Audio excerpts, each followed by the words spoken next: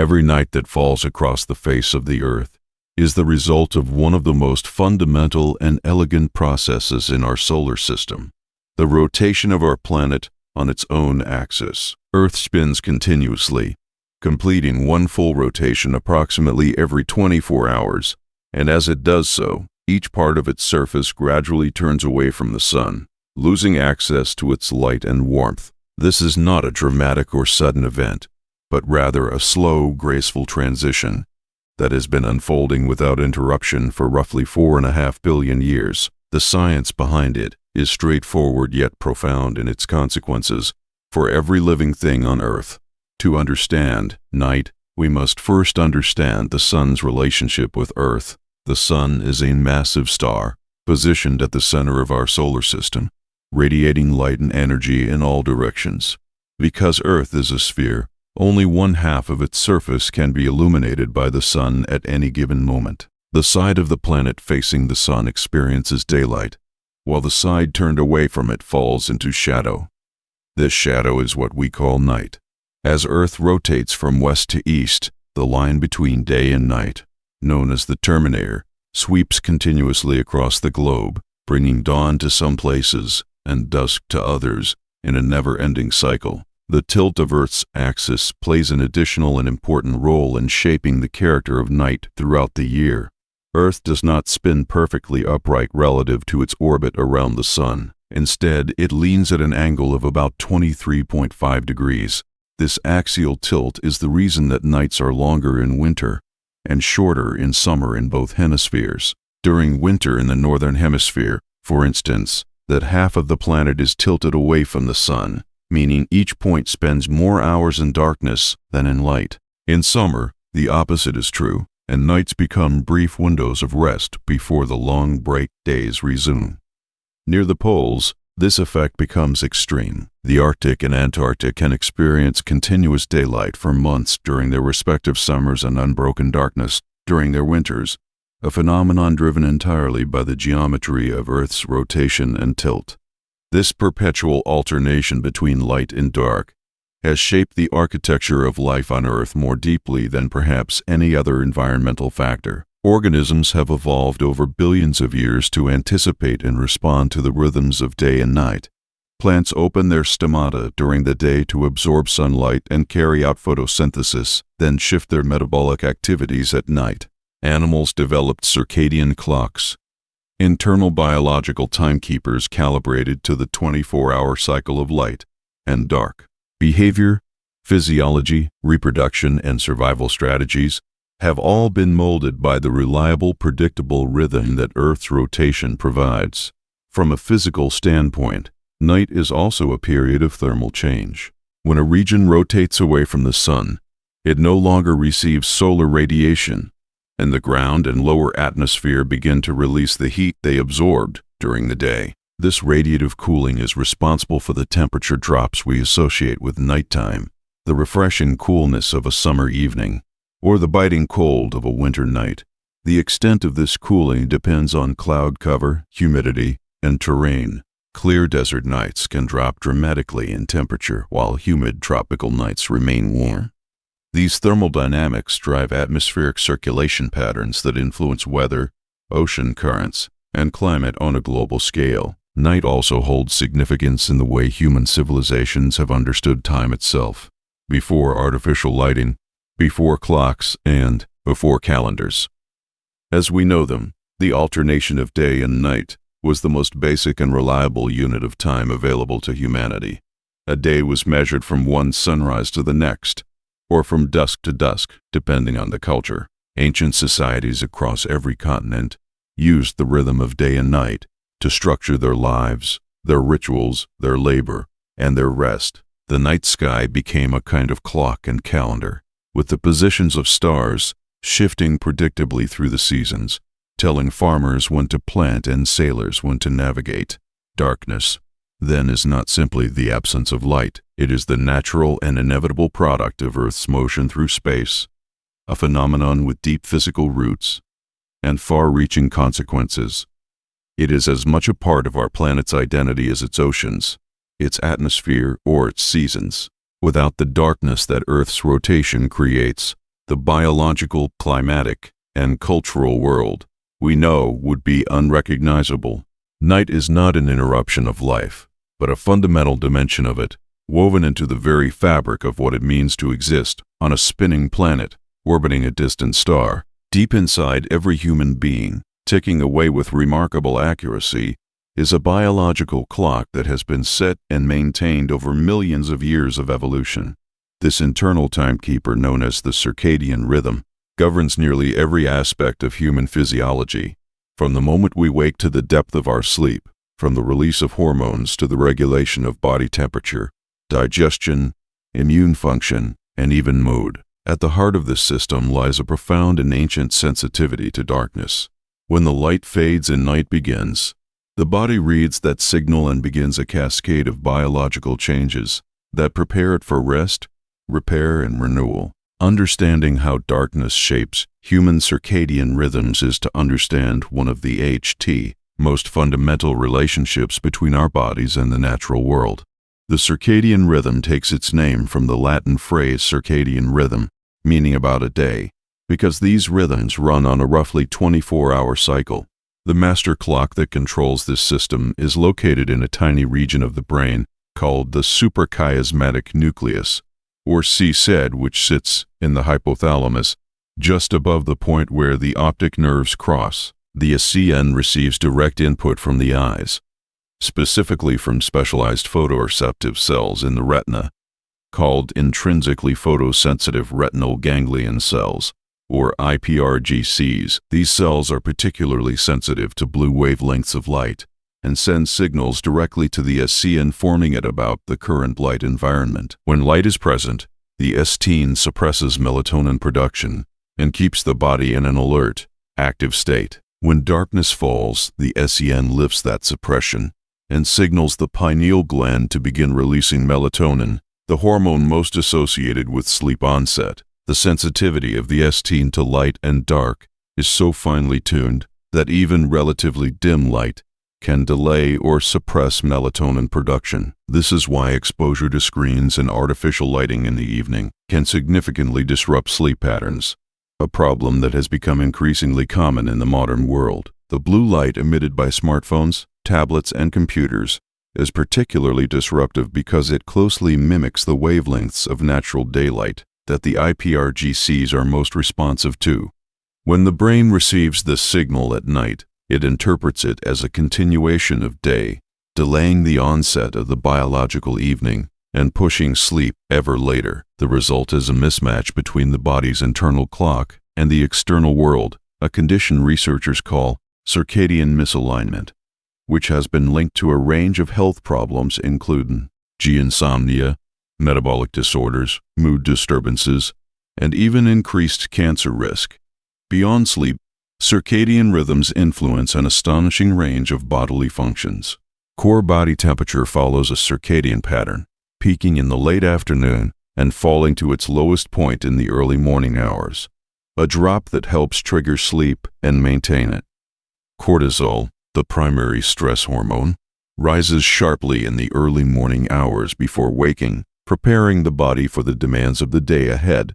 The cardiovascular system shows circadian variation as well, with blood pressure and heart rate following a daily rhythm that helps explain why heart attacks are more common in the early morning hours. Digestive enzymes and gut motility vary across the day, meaning that the same meal eaten at different times of day can be metabolized quite differently. Even the effectiveness of medications follows circadian patterns, a field known as chronopharmacology that is increasingly informing treatment protocols in medicine. The alignment of the circadian clock with the natural cycle of light and darkness is not merely a matter of comfort or preference, but of genuine biological necessity.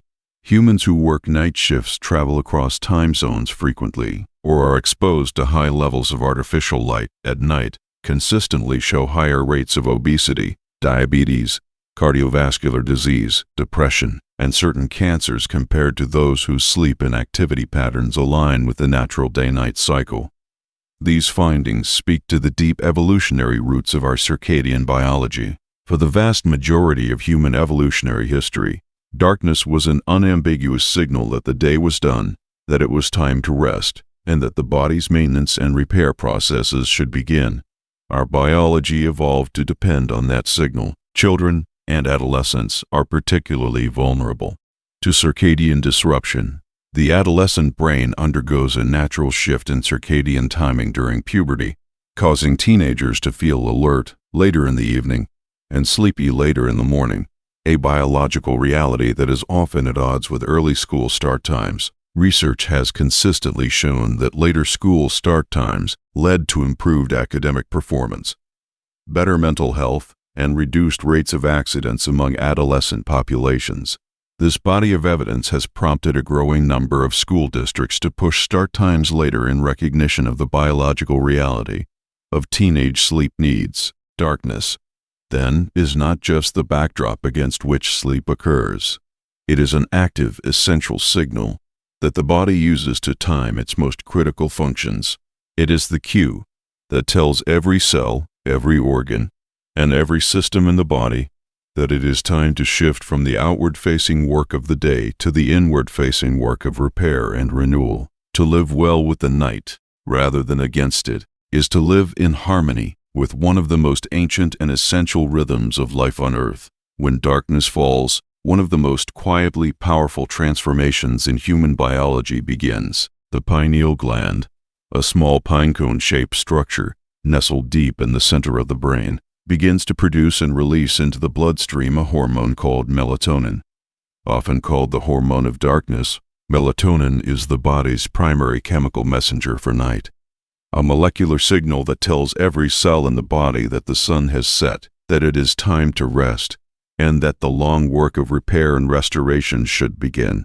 The story of melatonin is the story of how the human body and the rhythm of night have become inextricably intertwined over millions of years of evolution. Melatonin production is tightly controlled by light. During the day, the presence of light, particularly white-blue wavelengths, suppresses melatonin synthesis entirely. The enzyme that makes melatonin, called arylalkylamine N-acetyltransferase, AANAT, is kept at low levels while light is present.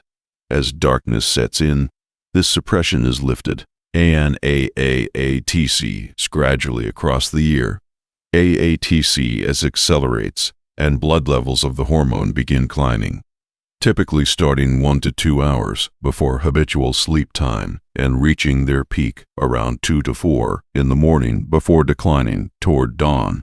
This nightly surge of melatonin is the body's way of marking time, of setting the biological clock, and of orchestrating the complex series of physiological events that constitute a healthy night's sleep. The most well-known effect of melatonin is its role in promoting sleep onset. Melatonin does not knock you unconscious the way sedative drugs do. Instead, it works more subtly, lowering core body temperature, reducing alertness, and shifting the body into a state of quiet readiness for sleep. It signals to the brain's arousal systems that it is time to wind down, facilitating the transition from wakefulness into the lighter stages of sleep and then into the deeper, more restorative stages that follow. People with disrupted melatonin production, whether due to light pollution, shift work, or aging, often report difficulty falling asleep, staying asleep, or feeling rested after sleep, a direct reflection of the hormone's central role in sleep regulation. But melatonin's influence extends far beyond sleep. It is a potent antioxidant, meaning it helps neutralize the free radicals that accumulate in cells through the normal processes of metabolism and can cause damage to DNA, proteins, and cell membranes over time. Nighttime melatonin production is thought to play a meaningful role in cellular repair and protection, helping to mitigate the oxidative stress that contributes to aging, cancer, and neurodegenerative disease. Some researchers believe that the link between shift work, which disrupts melatonin rhythms, and elevated cancer risk may be partly explained by the loss of this nightly antioxidant protection. Melatonin also plays a significant role in immune function. It interacts with immune cells through specific receptors, modulating the body's inflammatory responses and supporting the production of certain types of immune cells. The immune system shows clear circadian rhythms, and the nightly rise in melatonin appears to be one of the signals that coordinates immune activity, directing resources toward the kinds of cellular maintenance and immune surveillance that are best performed during rest. Some autoimmune conditions show circadian patterns in their symptoms, with flares occurring more often at certain times of day, reflecting the rhythmic nature of immune regulation. The relationship between melatonin and reproduction is another fascinating dimension of this hormone's biology. In many mammals, melatonin serves as a seasonal signal, conveying information about the length of the night and therefore the time of year. Animals that breed seasonally use the changing duration of melatonin secretion across the year to time their reproductive cycles, ensuring that births occur in spring or early summer when food is most abundant and conditions are most favorable for offspring survival. In humans, the seasonal role of melatonin is less pronounced but not entirely absent. There is evidence that melatonin influences reproductive hormone levels, and that the timing of puberty onset may be partly regulated by the melatonin system. As we age, melatonin production declines. The pineal gland gradually calcifies and produces less melatonin over time, which may contribute to the sleep disturbances that are common in older adults. Lower melatonin levels and aging are associated with reduced sleep quality, more frequent waking, and a shift in sleep timing toward earlier hours. This has led to significant interest in melatonin supplementation as a tool for addressing sleep problems in older populations and for managing jet lag and shift work disorder in people of all ages. Melatonin supplements are available over the counter in many countries and are among the most widely used sleep aids in the world. The science of melatonin is ultimately the science of night itself, written in molecular language. Every time the darkness deepens and the pineal gland begins its nightly work, it is reenacting a biological ritual that dates back hundreds of millions of years to the earliest organisms that learned to track the passage of day and night. Melatonin is darkness made chemical, the body's way of listening to the night and responding in kind, with rest, repair, and renewal. When humans close their eyes and drift into sleep, another world comes alive. Across forests and deserts, plains and oceans, hundreds of thousands of animal species emerge from their resting places as darkness falls, filling the night with activity, sound, and drama. These nocturnal animals have not simply adapted to tolerate the dark. They have evolved exquisitely specialized bodies and behaviors that make the night their preferred and most productive time. For them, darkness is not a limitation, but an opportunity. A world of possibility that opens only when the sun disappears below the horizon. Nocturnality is believed to have deep evolutionary roots. Some researchers propose the nocturnal bottleneck hypothesis, which suggests that the earliest mammals were primarily nocturnal, forced into the night by the dominance of dinosaurs during the Mesozoic era. By occupying the night, these small, warm-blooded creatures avoided direct competition and predation from the day-active reptiles that dominated the planet for over 150 million years. When the dinosaurs went extinct 66 million years ago, mammals expanded rapidly into daytime niches as well, but many retained the nocturnal habits and sensory adaptations that had served their ancestors so well. The large eyes, acute hearing, and exceptional olfactory systems common in many mammal groups today are thought to be legacies of this long. Nocturnal animals are often their most immediately striking feature. To capture as much light as possible in dim conditions, nocturnal species have evolved eyes with extremely large pupils that can dilate widely to admit more light, and retinas packed densely with rod photoreceptors, the cells specialized for detecting light at low intensities. Many nocturnal vertebrates also possess a reflective layer behind the retina called the tapetum lucidum, which acts like a mirror, bouncing light back through the retinal cells a second time and effectively doubling the eye's sensitivity. This is what causes the eerie glow of cat eyes or owl eyes. When caught in a beam of light, owls take this to an extreme. Their eyes are so large relative to their skull that they cannot move them in their sockets and must rotate their entire head to look in different directions, a remarkable trade-off in favor of maximum light capture. Hearing is another sense that many nocturnal animals rely on to a degree that far surpasses what most humans can imagine. Bats are perhaps the most famous example. Most bat species navigate and hunt using echolocation, emitting pulses of high-frequency sound and interpreting the echoes that return to build a detailed acoustic picture of their environment. This biological sonar system is so precise that bats can detect an insect as small as a mosquito in total darkness, track its flight path, and intercept it in midair, all while navigating around obstacles at high speed. The auditory cortex of a bat brain is proportionally enormous, reflecting the centrality of sound processing to their survival. Other nocturnal mammals, from owls to foxes to many rodents, also possess hearing ranges and sensitivities far beyond those of diurnal animals. The night is also a time of intense olfactory communication. Many nocturnal mammals rely heavily on scent for navigation, communication, finding mates, and locating food. Rodents follow scent trails, laid down by conspecifics, interpreting complex chemical messages about identity, reproductive status, and territorial boundaries. Insectivorous mammals use their noses to locate prey buried under leaf litter or soil. Predators like leopards and tigers follow the scent trails of prey, animals across large distances. The richness of the chemical world that nocturnal animals navigate is largely invisible to humans, but it is as detailed and informative for them as the visual world is for us. Among insects, the night belongs to an extraordinarily diverse community of species. Moths are the nocturnal counterparts of butterflies, and many are equipped with remarkable sensory adaptations for nightlife.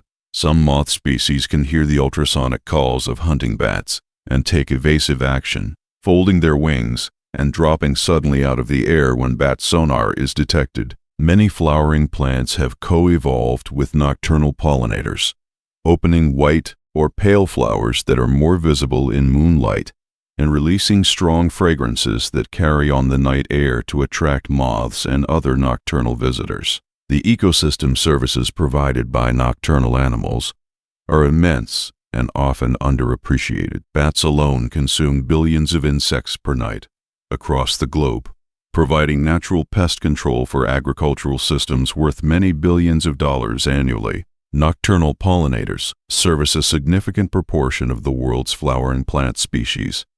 Owls and other nocturnal predators keep rodent populations in check, reducing crop losses and the spread of rodent-borne diseases. The food webs of virtually every ecosystem on Earth have both diurnal and nocturnal components, and the health of those ecosystems depends on both. The richness of nocturnal life is a reminder that the night is not a barren, empty time between days. It is a complete and complex ecological world, humming with life, interaction, and biological activity. For the creatures that have made it their home, darkness is not an obstacle, but the medium in which they have mastered the art of survival. Earth's climate system is a finely balanced engine powered by energy from the sun, and one of the most critical mechanisms that prevents this engine from overheating is the cooling that occurs every night. When the sun sets and a region of Earth rotates away from direct solar radiation, the surface of the planet begins to release the heat it has absorbed during the day.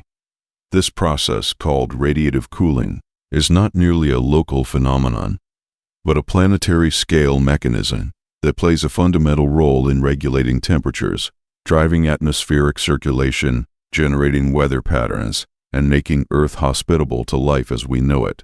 During the day, the ground, vegetation, water bodies, and buildings absorb solar radiation and warm up. This stored heat is held in the soil, rocks, vegetation, and the lower layers of the atmosphere.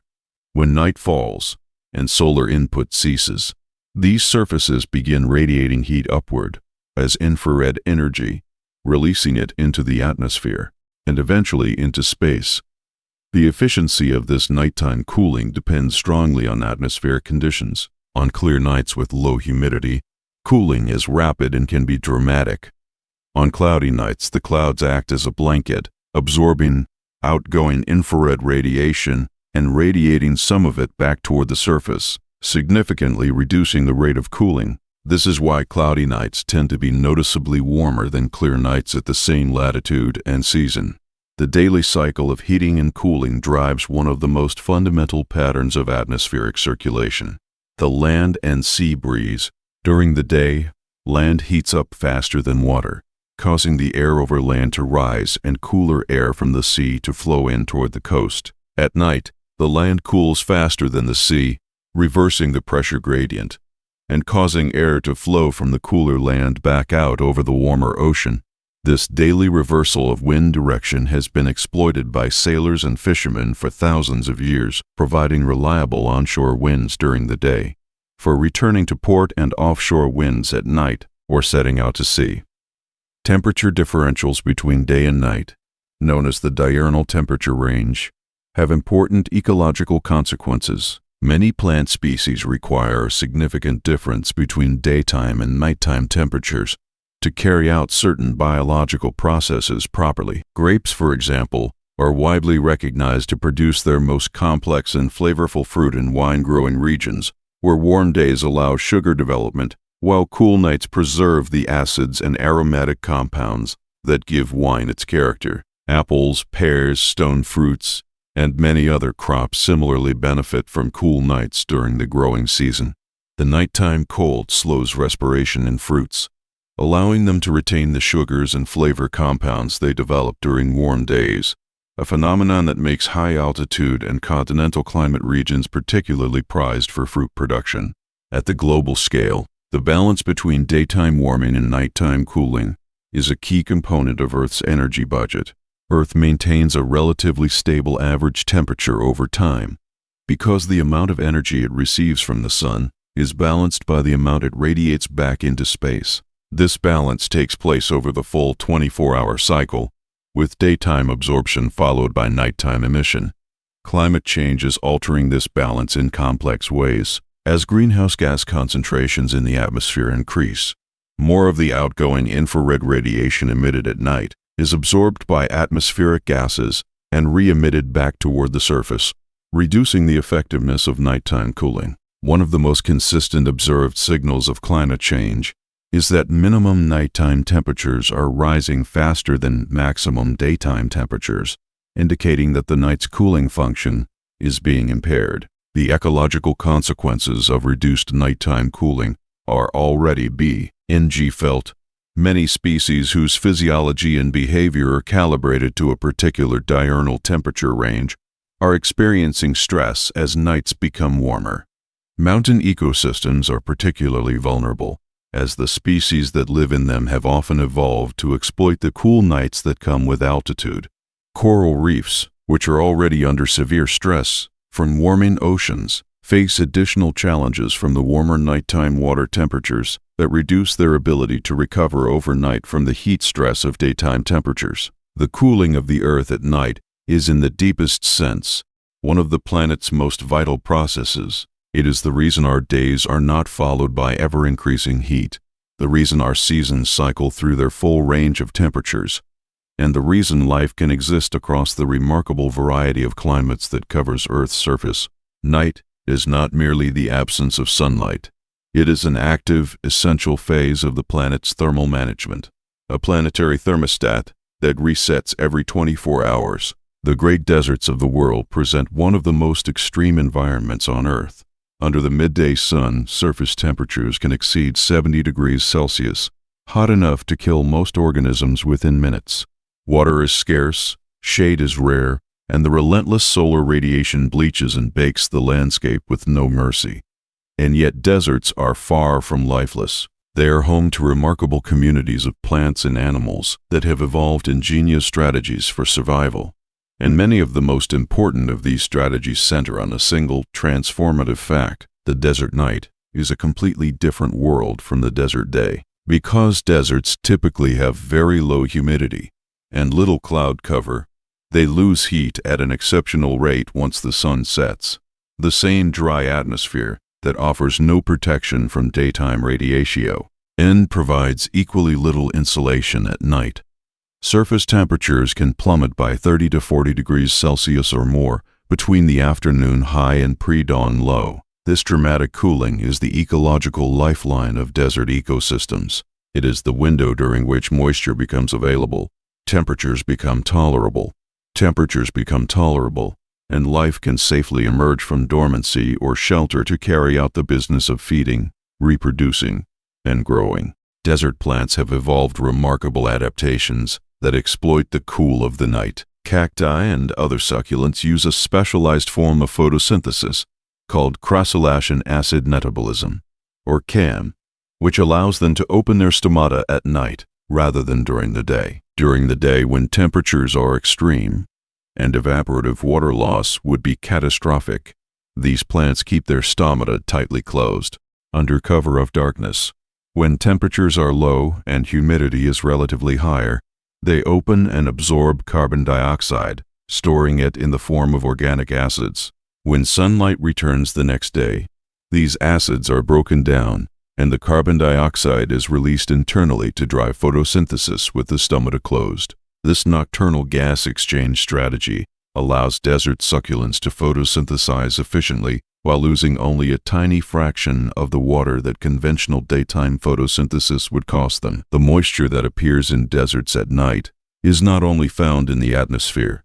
In many desert regions, the nighttime cooling of rock surfaces below the dew point allows water vapor to condense directly on stones and soil. This phenomenon, known as dew or fog condensation, can be a significant source of water for both plants and animals in otherwise parched environments. The Namib Desert of southwestern Africa is famous for the fog-basking behavior of its beetles, which position themselves on sand dunes to collect fog droplets on their bodies and allow the water to run down into their mouths. Desert plants in many regions have evolved root systems that extend horizontally across wide areas to capture this shallow surface moisture, exploiting even tiny amounts of nighttime condensation to sustain themselves through long dry seasons.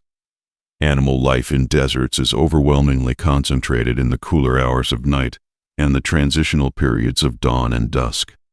The vast majority of desert vertebrates are either nocturnal or crepuscular, meaning they are active at twilight. Kangaroo rats, jerboas, fennec foxes, sidewinder rattlesnakes, scorpions, and countless species of insects spend the daylight hours in burrows under rocks or in the shade of plants, waiting for the heat to subside. Their burrows are not just hiding places, but sophisticated thermal refuges. Even at the height of summer, the temperature just a few centimeters below the desert surface remains significantly cooler than the air above, providing a survivable microclimate where animals can wait out the worst of the day's heat.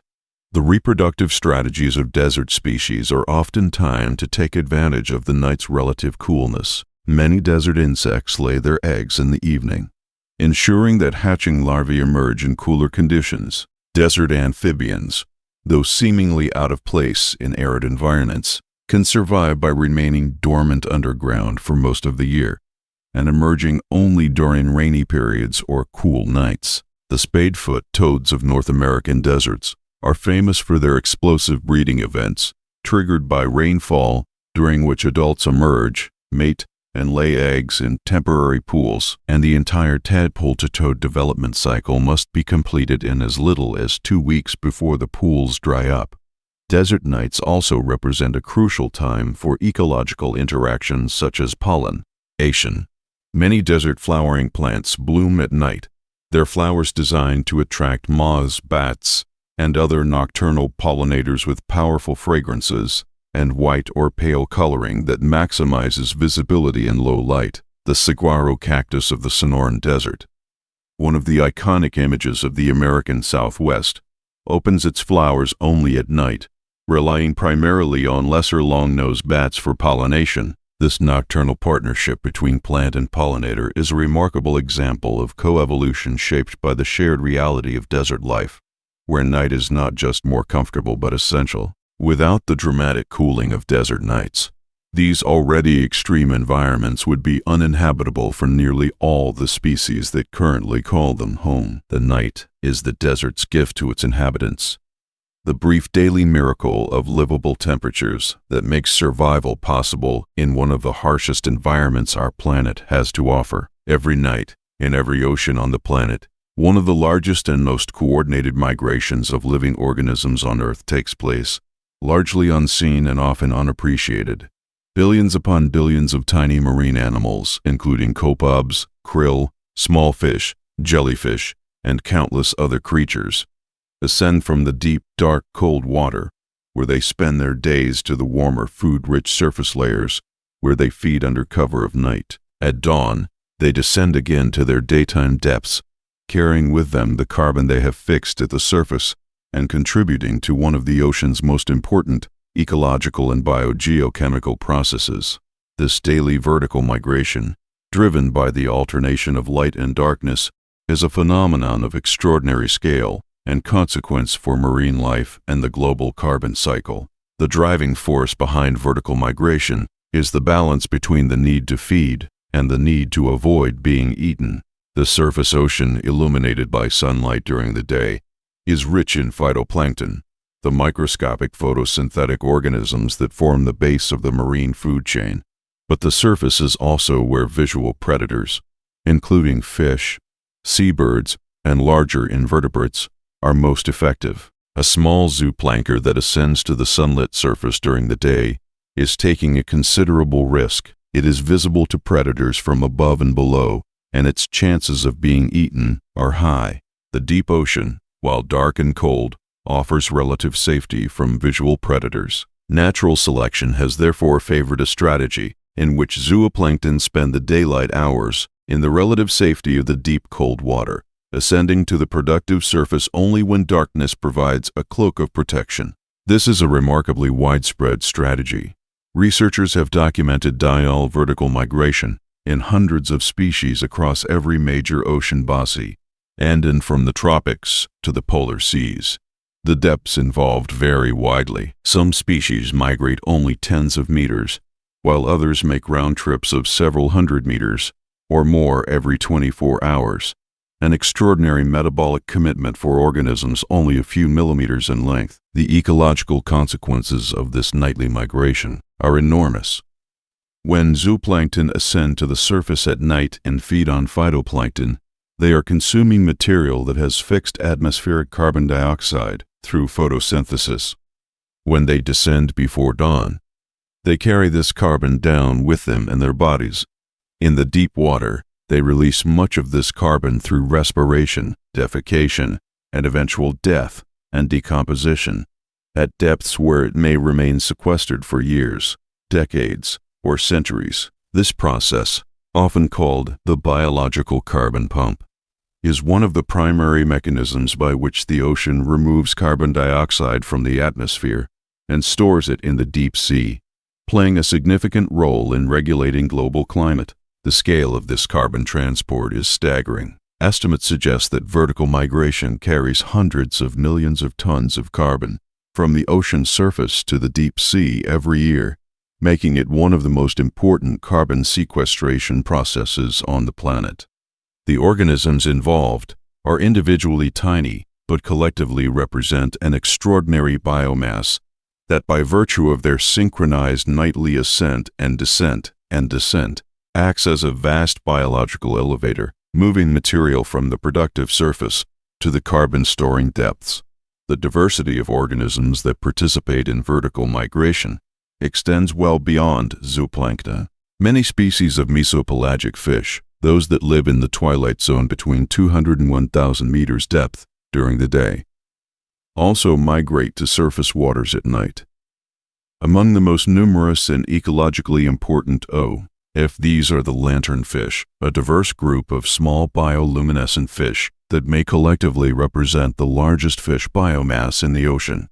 Lanternfish feed at the surface at night and return to the mesopelagic zone by day, and in doing so they serve as critical links in marine food chains, transferring energy from the productive surface to the deeper ocean, while themselves serving as prey for tuna, squid, and marine mammals. Darkness is the essential trigger for all of this activity. It is the nightly disappearance of light that serves as the synchronized signal for millions of species across the entire ocean to begin their ascent.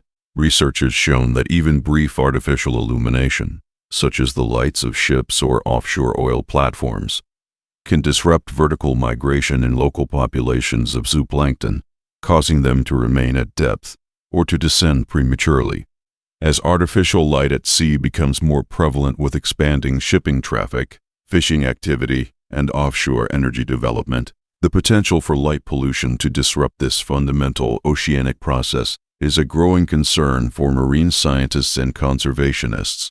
The nightly migration of the ocean's small creatures is, in every sense, one of the most important events that happens on our planet each night. It feeds the great predators of the sea. It shapes the chemistry and biology of the entire ocean water column, and it plays a measurable role in regulating the climate of the entire planet. It is driven from beginning to end by the simple alternation of light and dark, by the same rotation of the Earth on its axis that brings us our sunsets and our dawns. Long before the compass, the GPS, or the detailed chart, human beings navigated the vast and often featureless expanses of land and sea by looking up. The night sky, with its thousands of visible stars arranged in recognizable patterns, provided the earliest and most reliable navigation system available to humanity. For tens of thousands of years, the stars were not merely beautiful objects of wonder, but practical tools of survival, guiding travelers across trackless deserts, open oceans, and unfamiliar continents with a precision that modern technology has only recently surpassed. The relationship between humanity and the night sky is, at its deepest level, a navigational relationship, one that shaped exploration, trade, warfare, colonization, and the very connections between distant human cultures. The fundamental principle of stellar navigation rests on the apparent motion of stars across the sky, which is a consequence of Earth's rotation and its orbit around the Sun. While all stars appear to move from east to west across the sky, over the course of a night, there is one point in the northern hemisphere sky, around which all other stars appear to rotate. The celestial North Pole, currently marked by Polaris, the North Star.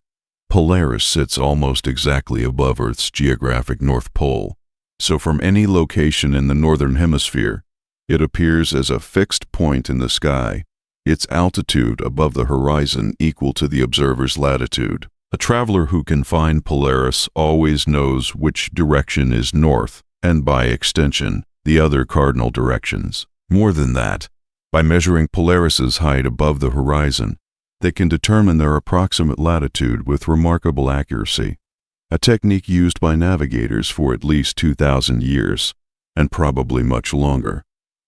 In the southern hemisphere, there is no single bright star marking the southern celestial pole, which posed a navigational challenge for southern sailors and travelers. Instead, navigators in cultures from southern Africa to Australia to Polynesia developed sophisticated methods for using multiple stars and star patterns to determine direction and position.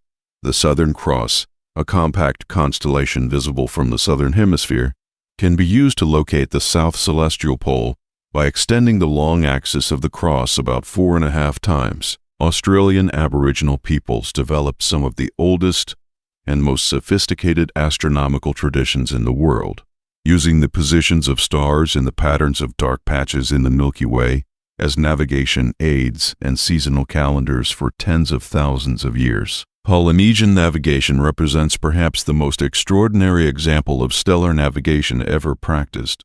Over roughly 3,000 years, Polynesian peoples colonized the vast expanse of the Pacific Ocean, settling islands separated by thousands of kilometers of open water in voyages of exploration and migration that were not surpassed in ambition or scale by European maritime civilization for many centuries. They did this without metal instruments, without compasses, and without written charts.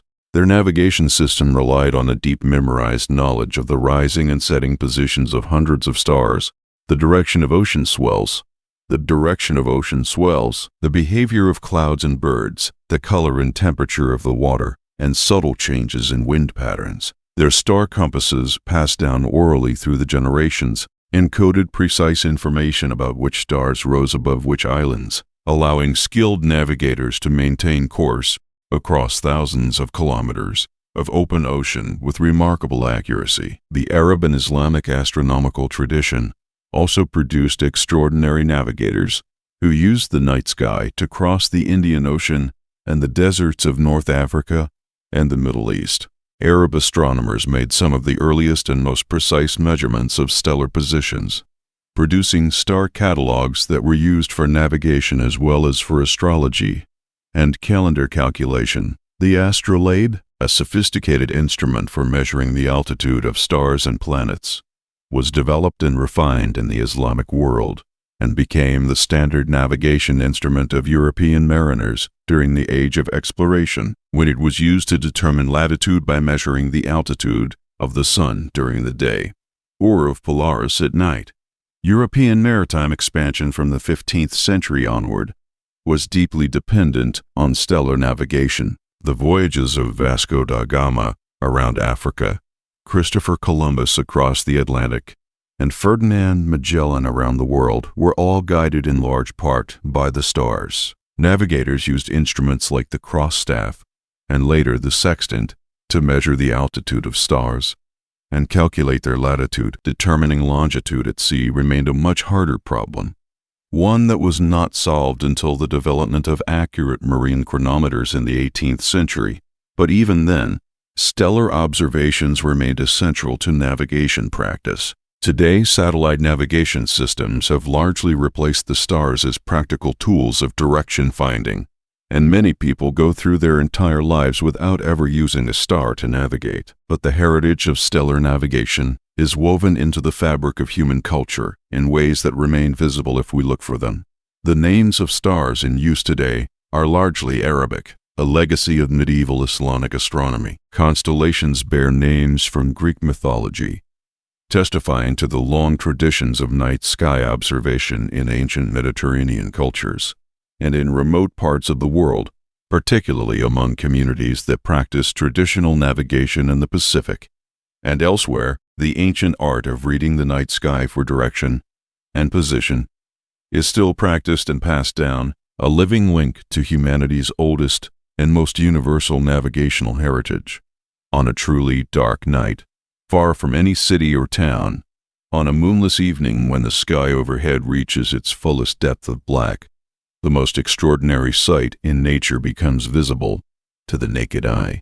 Spanning the entire dome of the sky, from horizon to horizon, a faint, luminous band of light stretches across the darkness, soft and cloud-like in its texture, scattered with bright stars and dark patches, glowing with a light that seems to come from another world. This is the Milky Way, our home galaxy, seen from the inside.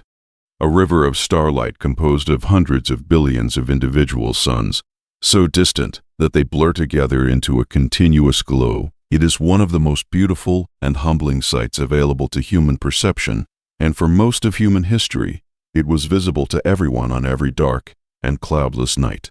The Milky Way that we see with the naked eye is our view along the plane of our galaxy. The galaxy itself is a flattened disk, roughly 100,000 light-years in diameter, and only a few thousand light-years thick, with our solar system located about 26,000 light-years from the center. When we look toward the dense central bulge of the galaxy, we see the brightest and most concentrated portion of the Milky Way, a particularly luminous region of the band. When we look outward toward the rim of the disk, we see less concentrated starlight. The band appears as a continuous arc because we are embedded within the disk and looking along its length, seeing the accumulated glow of billions of stars in our spiral arm and the arms beyond. For ancient peoples around the world, the Milky Way was an object of intense fascination and mythological significance. Nearly every culture that could see it developed stories and explanations for this mysterious band of light. In Greek mythology, it was the milk of the goddess Hera, spilled across the sky when she pulled away from the infant Hercules, who was nursing from her. Hence the name galaxy, from the Greek gala, meaning milk. In the cosmologies of many indigenous cultures of Australia, the Milky Way is not merely a band of stars, but a river of spirits, a road for the dead, or the backbone of the sky. Many Aboriginal Australian traditions, focus not on the bright stars of the Milky Way, but on the dark patches within it, the regions where interstellar dust blocks the starlight behind it. Seeing in these dark shapes the forms of animals such as the emu, the possum, and the crow. The scientific story of the Milky Way is one of the great intellectual achievements of modern astronomy, and it began in earnest with the invention of the telescope and accelerated through the 20th century into a picture of breathtaking scale and complexity. Galileo first resolved the Milky Way into individual stars in 1610, showing that the cloud-like band was composed of discrete points of light too faint and numerous to distinguish individually with the naked eye. Over the following centuries, astronomers mapped the distribution of these stars and gradually came to understand that we live in a rotating disk of stars, gas, and dust bound together by gravity. The Sun, they found, is not at the center of this disk, but roughly 2/3 of the way from the center to the edge, orbiting the galactic center at about 220 kilometers per second and completing one full orbit, a galactic year, in roughly 225 million years.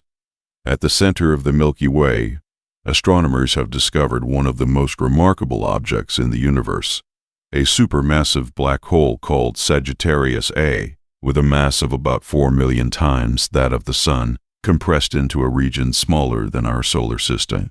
The evidence for this black hole, assembled over decades of careful observation of the motions of stars orbiting close to the galactic center, was so compelling that it contributed to the Nobel Prize in Physics in 2020. The galactic center is also a region of intense star formation and violent high-energy activity, shrouded from our view in visible light by intervening clouds of dust, but visible in infrared radio and X-ray wavelengths that penetrate the dust. The Milky Way contains not just stars but also vast quantities of gas and dust, the raw material from which new stars form. These interstellar clouds, called nebulae, are the stellar nurseries of the galaxy, regions where gravity slowly pulls gas and dust together until the core of a nascent star becomes hot and dense enough to ignite nuclear fusion. The same process that created our own sun and solar system 4.6 billion years ago continues today in nebulae scattered across the galaxy. Every star we see in the night sky was born in such a nursery, and stars are being born in our galaxy at a rate of roughly 1 to 3 new stars per year. Today, the Milky Way is visible to fewer people than at any point in human history. Light pollution from cities, towns, and roads has brightened the night sky across most of the developed world, washing out all but the brightest stars and rendering the Milky Way invisible to the roughly 80% of the global population that now lives under light-polluted skies. For the first time in our species' existence, most people go through their entire lives without ever seeing the galaxy they inhabit. This loss is not trivial.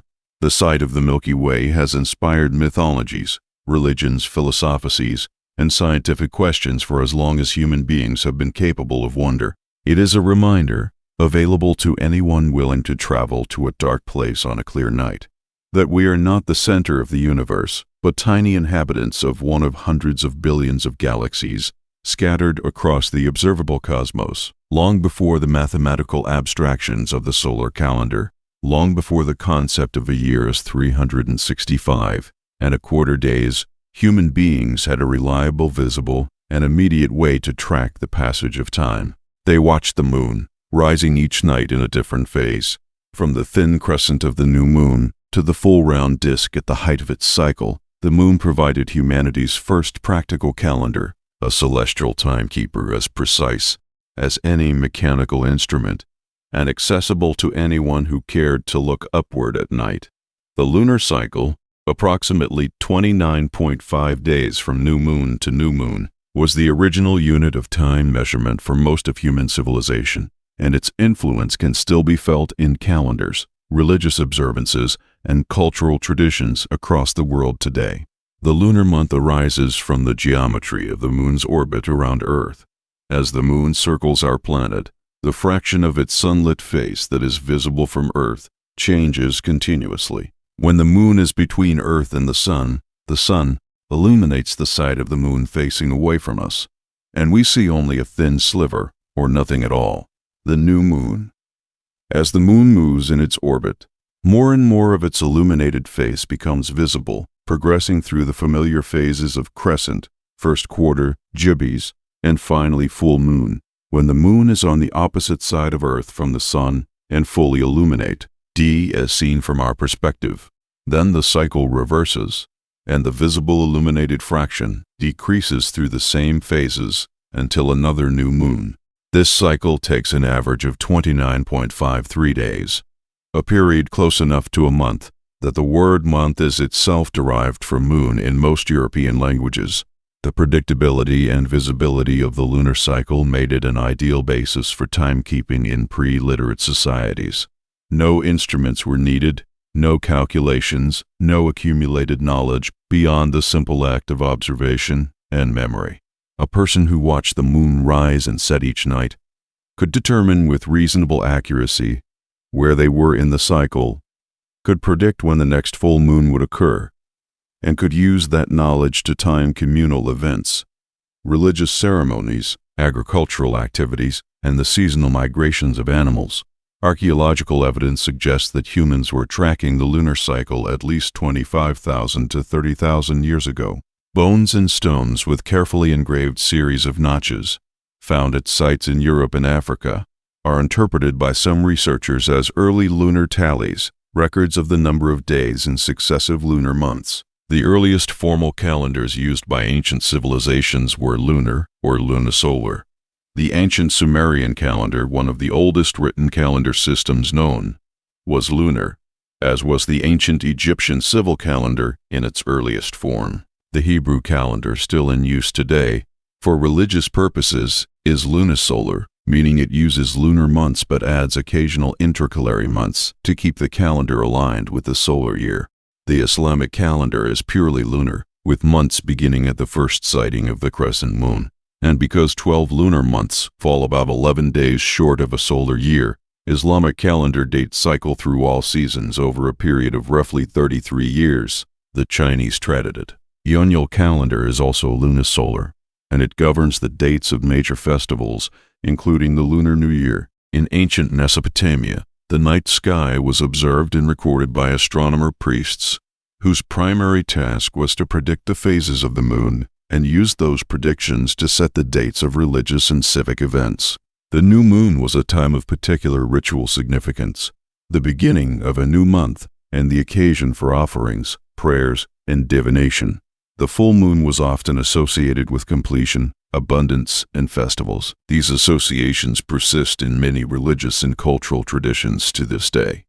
The major Jewish holiday of Passover falls on the 15th of the month of Nisan, which is a full moon. Easter, in the Christian tradition, is defined as the first Sunday after the first full moon following the spring equinox, a definition that connects the Christian celebration to an even older layer of lunar and solar observation. Agriculture was one of the domains most deeply shaped by lunar calendar knowledge. In many farming traditions, planting, harvesting, pruning, and other agricultural activities were timed according to the lunar cycle, based on the belief, and in some cases the empirical observation, that the moon's phase affected the moisture content of soil, the germination of seeds, and the growth of plants. Biodynamic farming, a modern agricultural philosophy with roots in the early 20th century work of Rudolf Steiner, incorporates detailed lunar planting calendars that specify which activities are best performed during each phase of the moon. The legacy of the lunar calendar in the modern world is vast and often unnoticed. The months of our Gregorian calendar, though now decoupled from the moon's actual phases, are fossils of the original lunar months, their names and approximate lengths inherited from earlier calendar systems. The word menstruation, describing the roughly monthly cycle of fertility in female humans, shares its Latin root with month and moon, reflecting the ancient observation that the female reproductive cycle is approximately synchronized with the lunar cycle. Though modern research suggests this synchrony is not maintained in most individuals today. The tidal cycle, the waxing and waning of ocean tides that has governed coastal life, fishing, and navigation since the earliest days of maritime civilization, is driven by the moon's gravitational pull and follows the lunar cycle precisely. In all these ways and more, the moon continues to be woven into the fabric of human civilization, a legacy of the long nights when our ancestors looked up and learned to tell time by the light of the sky. The full moon hangs low and enormous above a coastal village. Fishermen check their nets, knowing that the spring tides that follow the full moon will bring fish closer to shore. In the rice paddies a kilometer inland, farmers consult their lunar planting calendar before deciding whether tomorrow is auspicious for transplanting seedlings. Out at sea, a sailor on a traditional dhow adjusts his course, using the moon's position to confirm his bearing before the stars rise fully. Scenes like these have played out in coastal and agricultural communities around the world for thousands of years, a testament to the moon's profound practical importance in shaping human livelihoods and daily decisions. Long before electric light and diesel engines, the moon was not merely a beautiful object in the sky, but a working tool of extraordinary versatility influencing farming, fishing, navigation, and the very rhythms of human economic life. The moon's most physically significant effect on Earth is its gravitational influence on the oceans. The moon's gravity pulls on the water of Earth's oceans and causes it to bulge toward the moon on the near side of the planet, and through a more complex inertial effect, also on the far side. As Earth rotates, different parts of the ocean pass through these bulges, producing the rhythmic rise and fall of sea levels that we call tides. The height of tides varies with the phase of the moon. During new moon and full moon phases, when the sun, moon, and Earth are aligned, the gravitational pulls of the sun and moon combine to produce the highest high tides and lowest low tides, called spring tides. During the quarter moon phases, when the sun and moon are at right angles to each other, as seen from Earth, their gravitational effects partially cancel out, producing the more moderate neap tides. For coastal communities throughout history, understanding and predicting the tides was a matter of survival. Tidal rhythms determined when boats could safely enter or leave shallow harbors, when certain fishing methods were effective, when shellfish gathering was possible on exposed tidal flats, and when certain coastal routes were passable on foot. The tidal mills of medieval Europe used the energy of rising and falling tides to grind grain, requiring their operators to understand the tidal cycle precisely enough to predict when sufficient water depth would be available. The famous beaches of Normandy, on which the Allied invasion of June 6, 1944, was staged, were selected partly for their tidal characteristics, and the timing of the landings was precisely calculated to coincide with specific tidal conditions that military planners determined were necessary for the operation's success. Agriculture has perhaps been the domain most extensively influenced by beliefs and practices related to the moon. The lunar planting calendar has been used by farmers across virtually every agricultural civilization, though the specific practices and underlying beliefs vary widely. In many European folk agricultural traditions, planting above-ground crops such as grains, vegetables, and fruits was recommended during the waxing moon, from new to full, while root crops were planted during the waning phase. Harvesting, pruning, and preserving were assigned to specific phases based on beliefs about how the moon's influence affected moisture levels in plants and soil. While modern agricultural science does not recognize a consistent evidence base for many of these lunar farming beliefs, research into biodynamic farming has produced some suggestive results, and millions of farmers around the world continue to consult lunar calendars as part of their agricultural practice.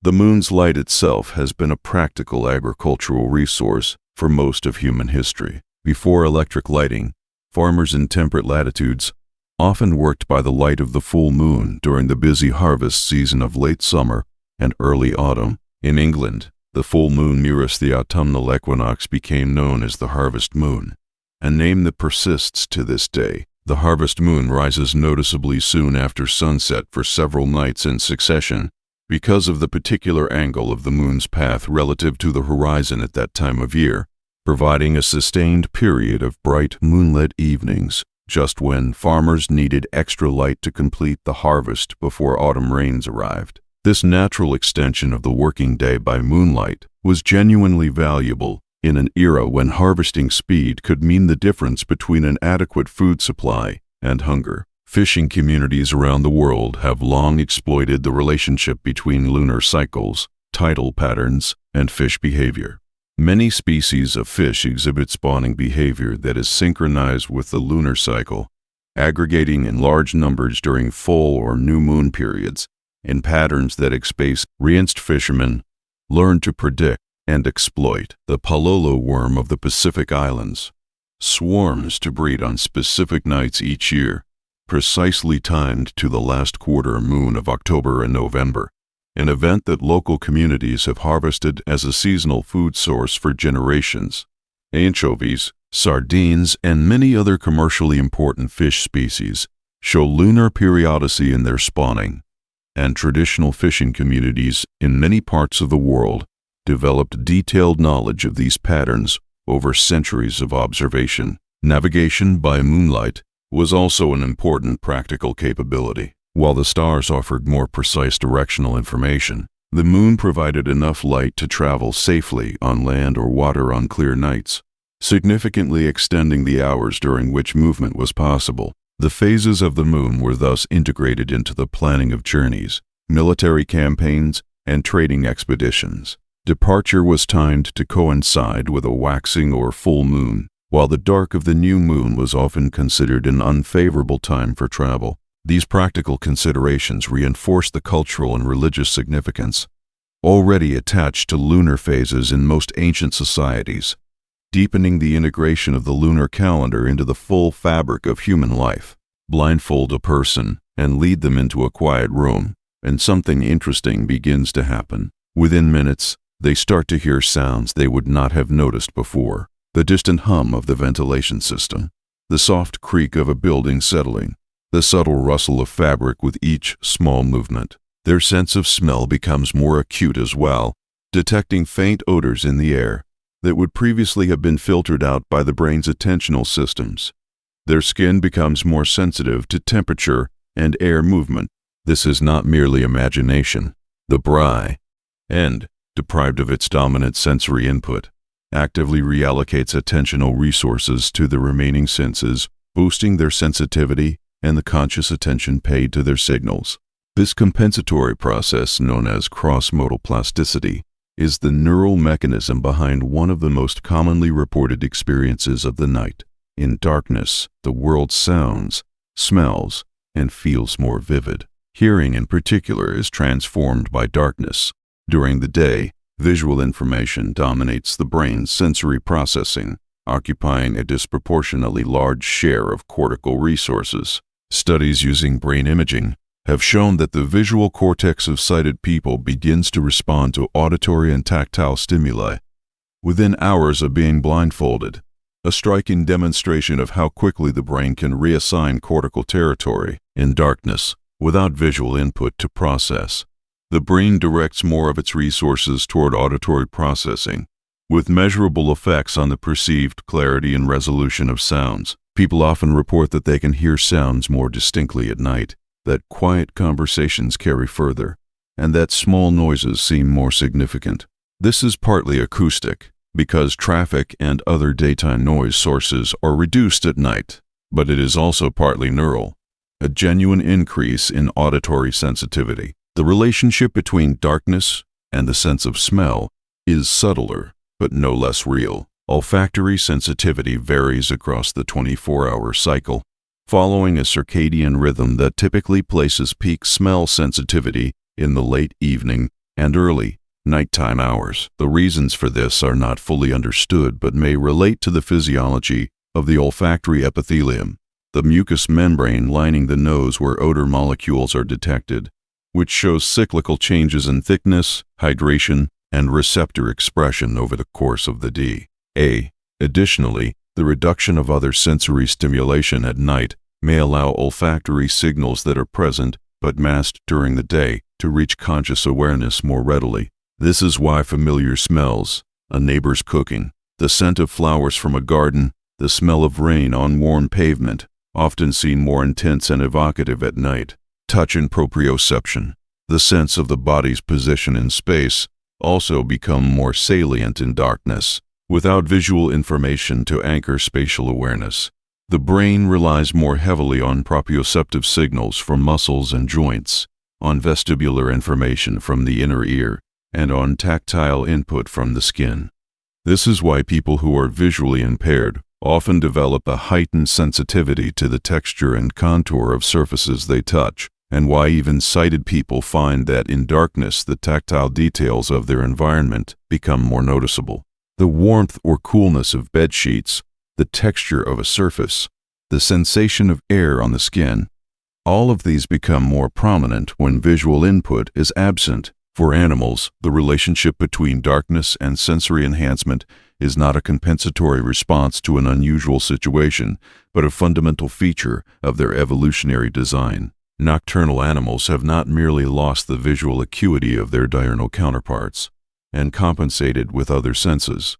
In most cases, they have evolved genuinely superior hearing, smell, and tactile sensitivity as primary adaptations to night life, in some cases achieving sensory performances that are many orders of magnitude beyond what humans or diurnal animals can match.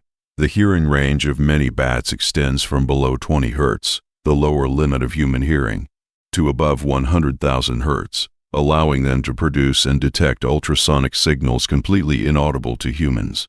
The olfactory epithelium of a dog, whose activity takes place at night, contains roughly 300 million olfactory receptor cells compared to about 6 million in humans, giving it a sense of smell estimated to be between 10,000 and 100,000 times more sensitive than ours.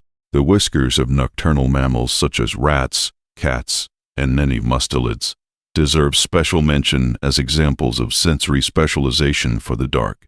Whiskers, or vibrissae, are not merely stiff hairs but highly specialized mechanosensory organs, deeply embedded in hair follicles, surrounded by blood sinuses, and richly innervated with sensory neurons. They can detect air movements around objects, the texture of surfaces, and even the very slight vibrations transmitted through the ground or through water.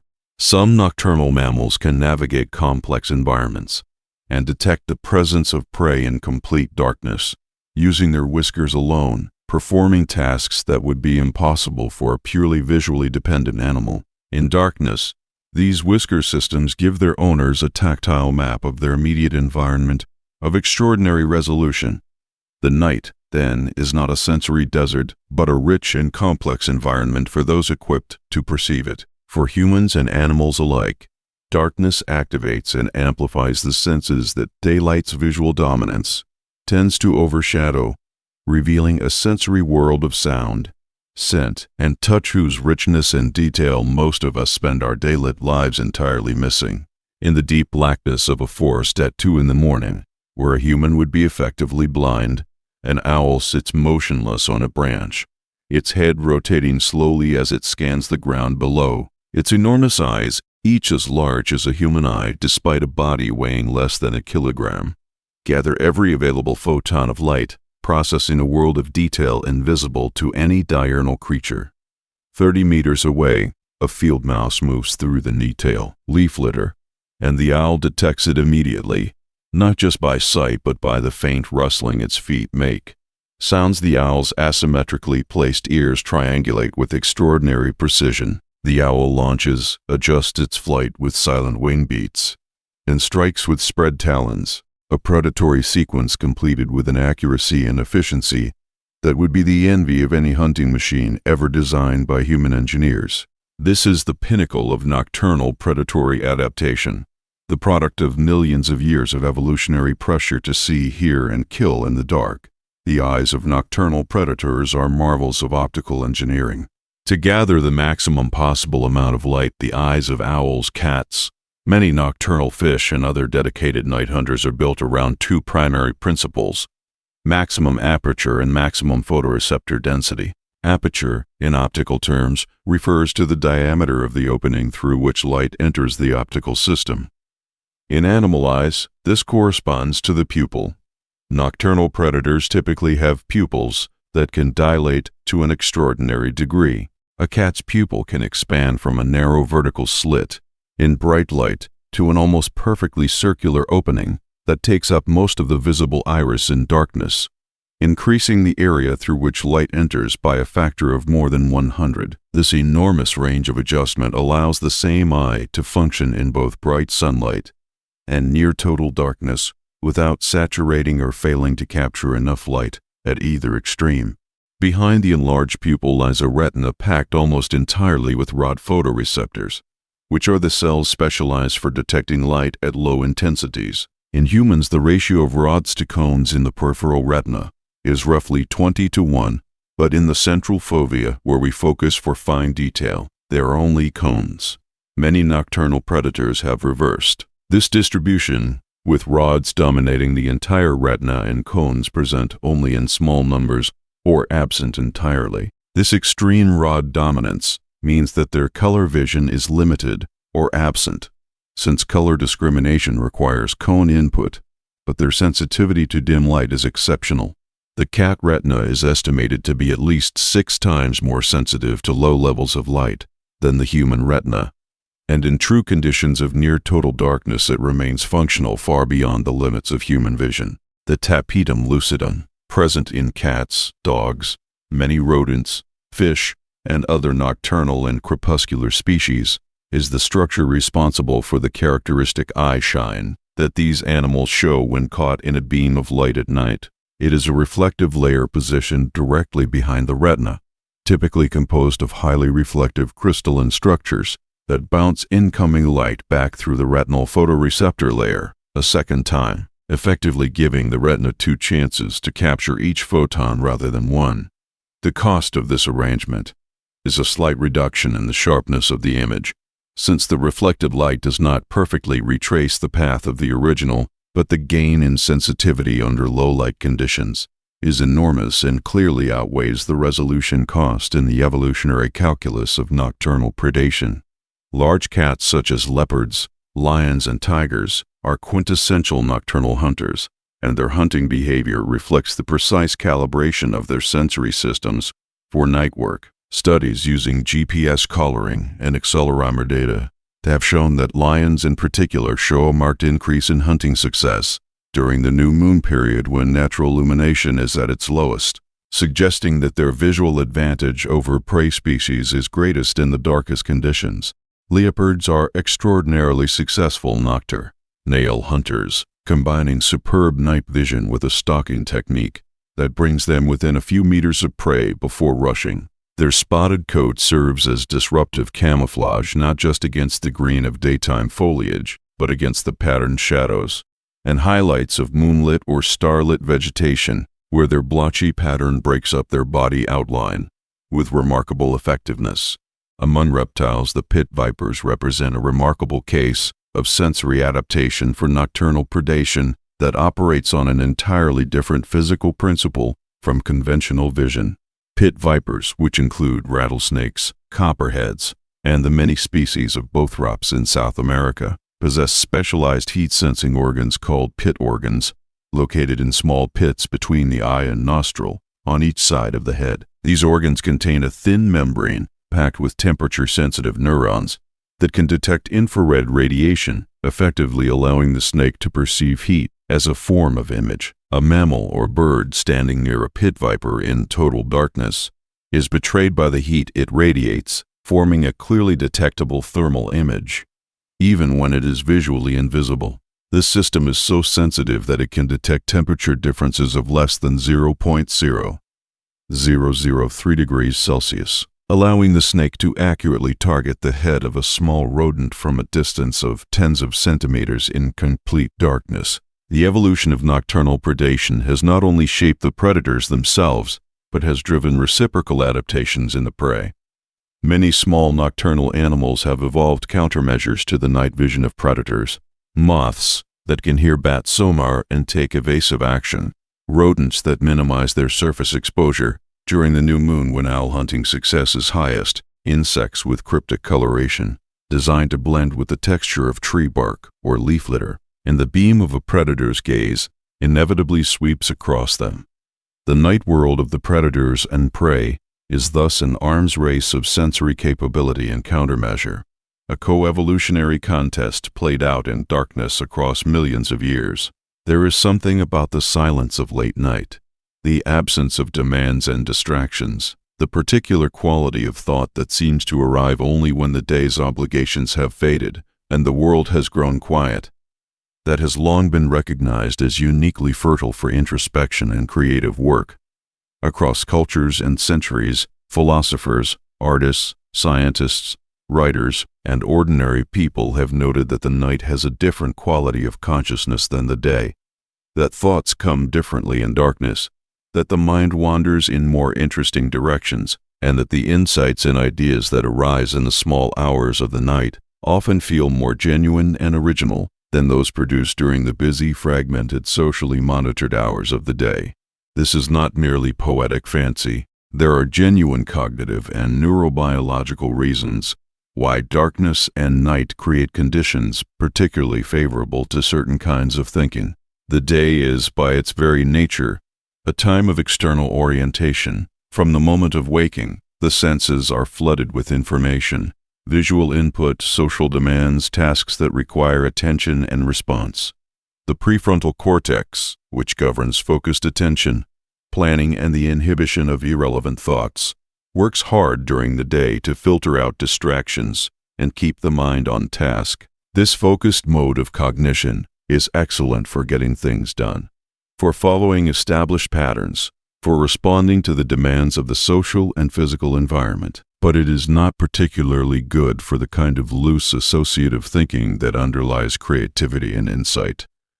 When the facial activity and insight, when the prefrontal cortex is working hard to maintain focused attention, it also tends to suppress the more diffuse, associative neural activity of the default mode network, the brain network that becomes active when the mind is not focused on any specific task, and that is strongly associated with imagination, autobiographical memory, social cognition, and creative thinking. Night, by reducing external demands and stimulation, creates the conditions in which the default mode network can operate more freely. The darkness quiets the visual system. The reduction in social activity removes the constant monitoring of social cues and demands, and the general quieting of the environment allows the mind to relax its focused outward orientation and turn inward. In this more relaxed state, the brain's default mode network can operate with greater freedom, making the loose, distant, unexpected connections between ideas and memories that are the hallmark of creative and insight-based thinking. This is the neural basis for the experience that many creative people describe of getting their best ideas late at night, of problems that seemed intractable during the day, suddenly becoming clear in the quiet hours of the evening or night. Research on the relationship between time of day and cognitive style has produced some intriguing findings.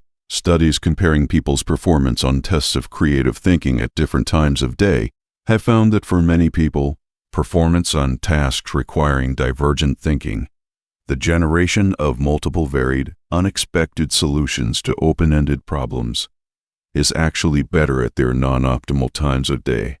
For morning people, the early hours of the day are when focused, analytical, logical thinking is sharpest. But creative and associative thinking may be better served by the evening, when alertness is lower, and the strict analytical filters of the evening,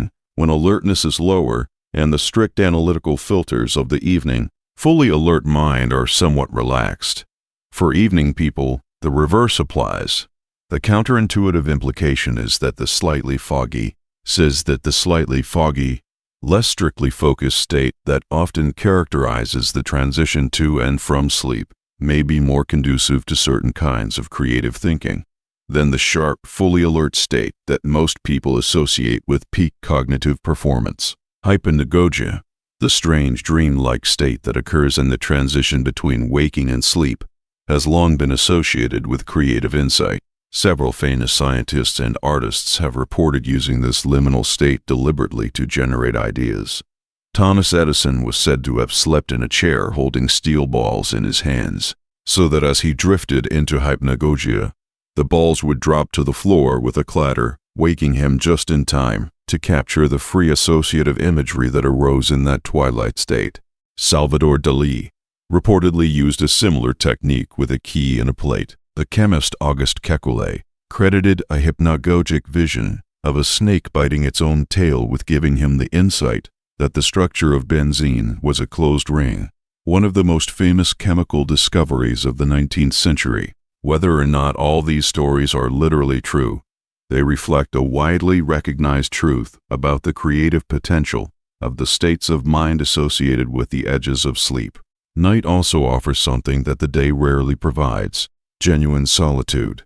For most people, especially those with social and professional obligations, the daylight hours are characterized by a near constant stream of social interaction and demand. Night, when most of the world is asleep, offers a rare window of genuine aloneness, of freedom from the social monitoring and self-presentation that shape daytime thought and expression. This privacy, this removal from the evaluative gaze of others, can be profound light liberating for certain kinds of thinking and expression. Writers often describe the experience of writing at night as freer and more honest than writing during the day, as if the cover of darkness extends a kind of permission to explore thoughts and feelings that social caution keeps under wraps in daytime. The night journal, the late-night creative session, the 3 a.m. realization that arrives unbidden and will not be denied. These are the gifts of darkness to the inner life. The history of human creativity contains a recurring figure, the thinker for recurring figure. The thinker, writer, scientist, or artist who does their best work, not in the bright, busy hours of the morning, but in the quiet, solitary hours that stretch from evening into the small hours of the night. This is not a modern phenomenon born of electric lighting and extended waking hours.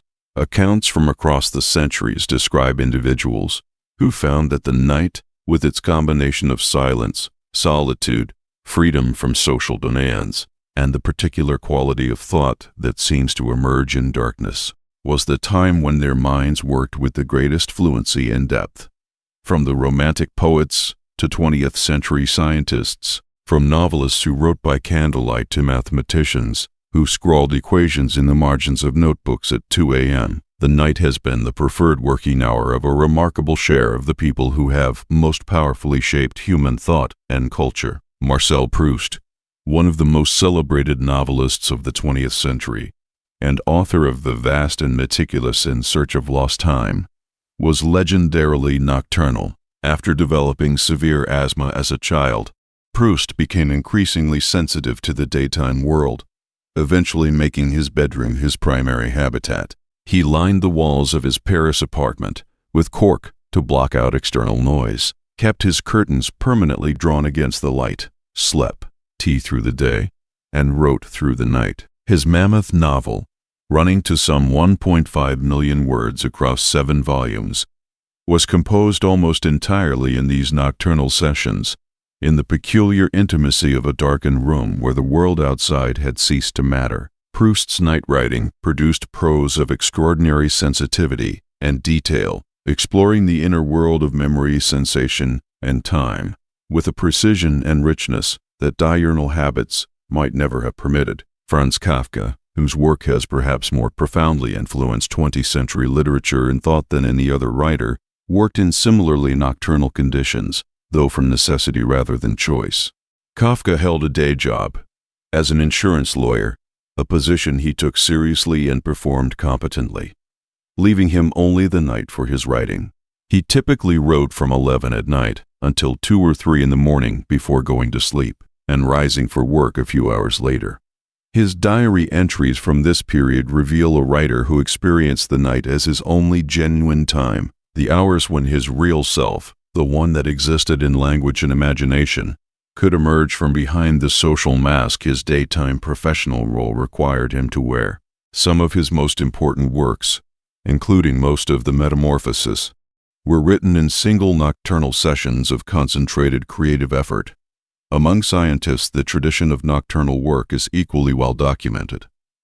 Charles Darwin, who suffered from a chronic and poorly understood illness that frequently left him unable to work during the day, often found that his mind was sharpest in the evening and early night. and he kept careful records in his journals of how much more productive he felt when working by lamplight.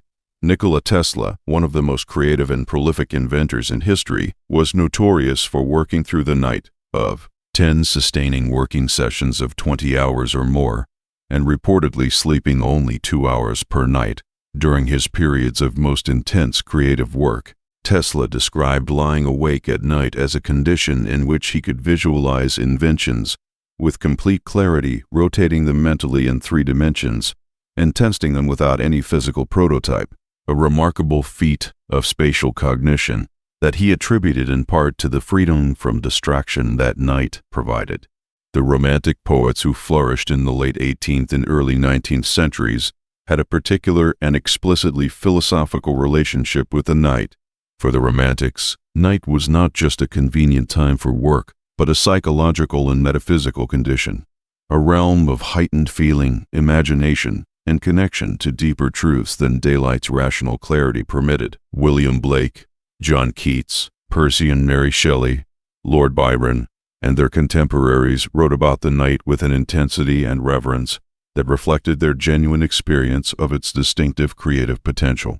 Mary Shelley famously conceived the story that became Frankenstein during a night conversation with her husband, Lord Byron, and John Polidori at the Villa Diodati, near Geneva, a night of storms and ghost stories, in which her imagination was fired by the darkness and the company to produce one of the foundational texts of modern literature. The connection between night and creativity is not limited to literary and artistic culture. Mathematics and physics, often imagined as purely rational disciplines immune to the conditions of their production, also show a strong association between nocturnal thinking and breakthrough insights. Henri Poincaré, the great French mathematician and philosopher of science, described in his famous reflections on mathematical discovery how the process of mathematical insight often seemed to proceed unconsciously during periods of rest and reverie, with solutions arriving complete in his mind after a period of relaxation, frequently in the evening or on waking. This account is consistent with modern research on the role of the default mode network in insight-based problem-solving, the brain's tendency to work on difficult problems in the background during periods of relaxed, diffuse attention. The phenomenon of nocturnal creativity also reflects a sociological truth about the structure of creative work. Night is often the only time when people whose days are consumed by work, family, and social obligation can have uninterrupted time to think, read, and create. The history of working class and middle class creative production is full of people who developed their creative gifts in the marginal hours before bed, after children were put to sleep and domestic tasks completed. Night has historically been one of the few times when the demands of economic necessity and social obligation relax their grip long enough to allow the pursuit of inner life, the development of personal vision, and the production of work that expresses something genuinely individual. In this sense, the creativity of the night is also a story about freedom, about the particular liberty that darkness grants to those who use it. Imagine a moment, perhaps 400,000 years ago, in an African savanna, when a group of early hominins first learned to sustain fire deliberately, to keep a burning coal alive through the night, rather than letting it expire when the last lightning-kindled branch burned down. We cannot know exactly what passed through the minds of those ancient people, but we can trace the consequences of that moment through everything that followed in human history. The controlled use of fire was arguably the single most transformative technology in human evolution, and one of its most immediate and profound consequences was the extension of human productive and social life beyond the boundary of sunset. For the first time, the night was no longer simply a time to hide and sleep, waiting for the vulnerability of darkness to pass. It became a second world of warmth, safety, and possibility, illuminated by a technology that humanity has never since abandoned. The evidence for the controlled use of fire by early humans is somewhat contested, with different researchers interpreting the archaeological record in different ways. The oldest relatively well-supported evidence of places where fire was repeatedly lit and maintained over time, comes from sites in Africa and Israel dating to roughly 300,000 to 400,000 years ago. But there are claims of fire use going back much further, with some researchers arguing that fire marks on bones and burned plant remains at sites up to 1 million years old represent deliberate fire-making rather than natural fires. Whether fire use began 400,000 or 1 million years ago, the implications for human evolution and behavior were enormous and appear to have been felt across both timescales. The most immediate benefit of fire was protection. Large predators, even those with superior night vision, are deterred by fire and the establishment of a defended perimeter of firelight around the sleeping group dramatically reduced the vulnerability of early humans to nocturnal predation. Before fire, early humans almost certainly retreated to sleeping sites in trees, on cliffs, or in caves for protection after dark, constrained in their choice of sleeping location by the need for physical security. Fire liberated sleeping groups from this constraint, allowing them to camp in open areas near water and food sources that would previously have been too dangerous. The psychological relief of this liberation must have been substantial, transforming the experience of night from one of anxiety and vulnerability to one of relative safety and warmth. The cooking of food over fire, which likely became common practice as fire use spread, had profound implications for human nutrition and ultimately for brain development.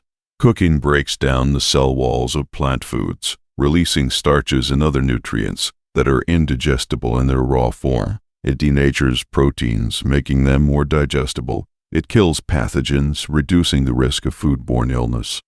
And it partially pre-digests food, reducing the metabolic cost of digestion and making more net energy available for other body functions, including the enormous energy demands of the large human brain.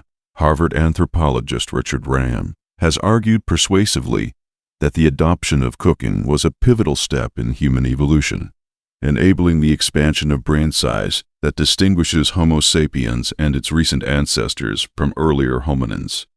The social consequences of fire-making were no less significant than the nutritional ones.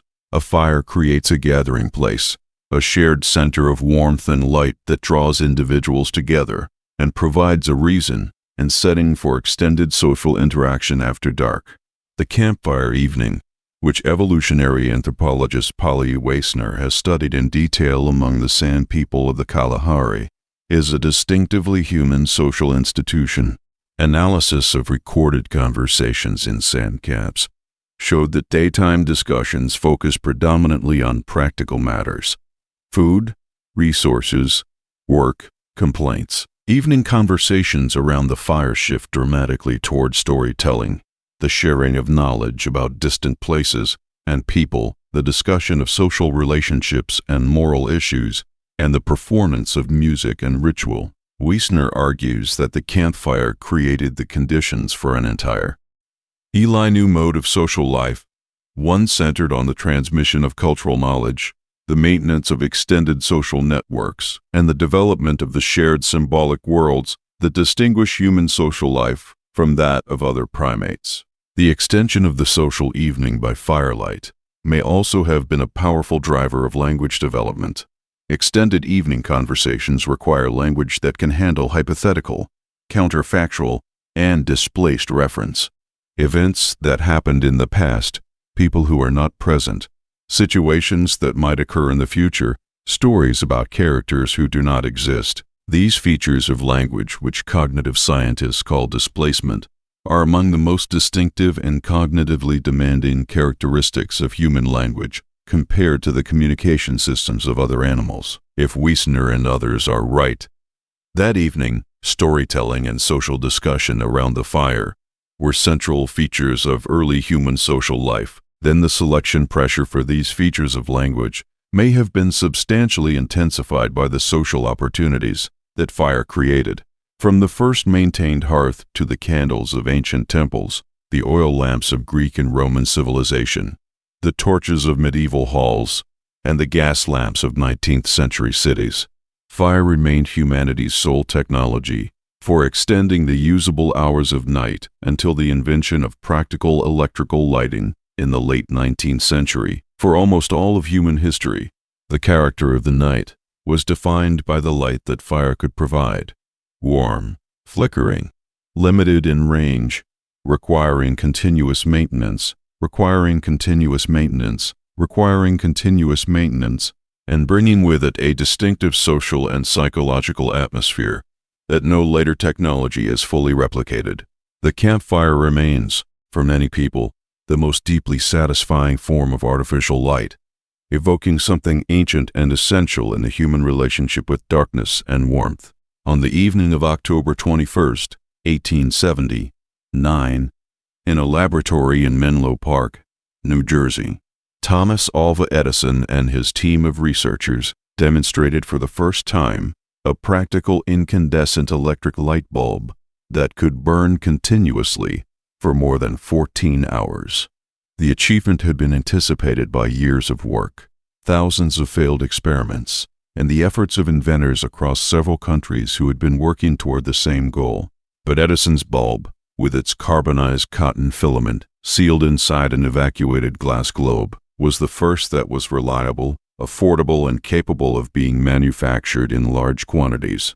Within 2 years, Edison would open the world's first commercial electrical power distribution system in Lower Manhattan, bringing electric light to 59 initial customers, including the offices of the New York Times and the banking house of J.P. Morgan. The age of artificial night illumination had arrived, and the world would never be the same.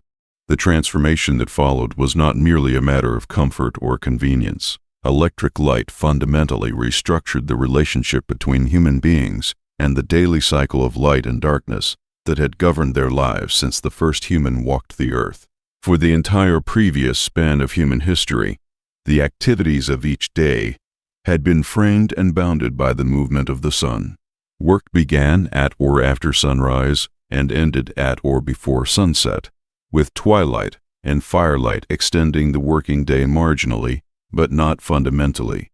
Sleep was long, typically 9 or 10 hours in pre-industrial populations, and it was often interrupted by a period of waking in the middle of the night, described in historical sources as first sleep and second sleep, during which people might read, pray, have sex, visit neighbors, or tend to animals before returning to sleep until morning. The boundaries of night and day were porous, but real, and the human body, tuned over millions of years to the natural cycle of light and darkness, was largely aligned with it. Electric light severed this alignment with extraordinary speed. Within decades of the development of practical electrical distribution systems, the working hours of factories extended into the night. Shops and entertainment establishments stayed open after dark, and the boundaries between working and leisure time shifted dramatically.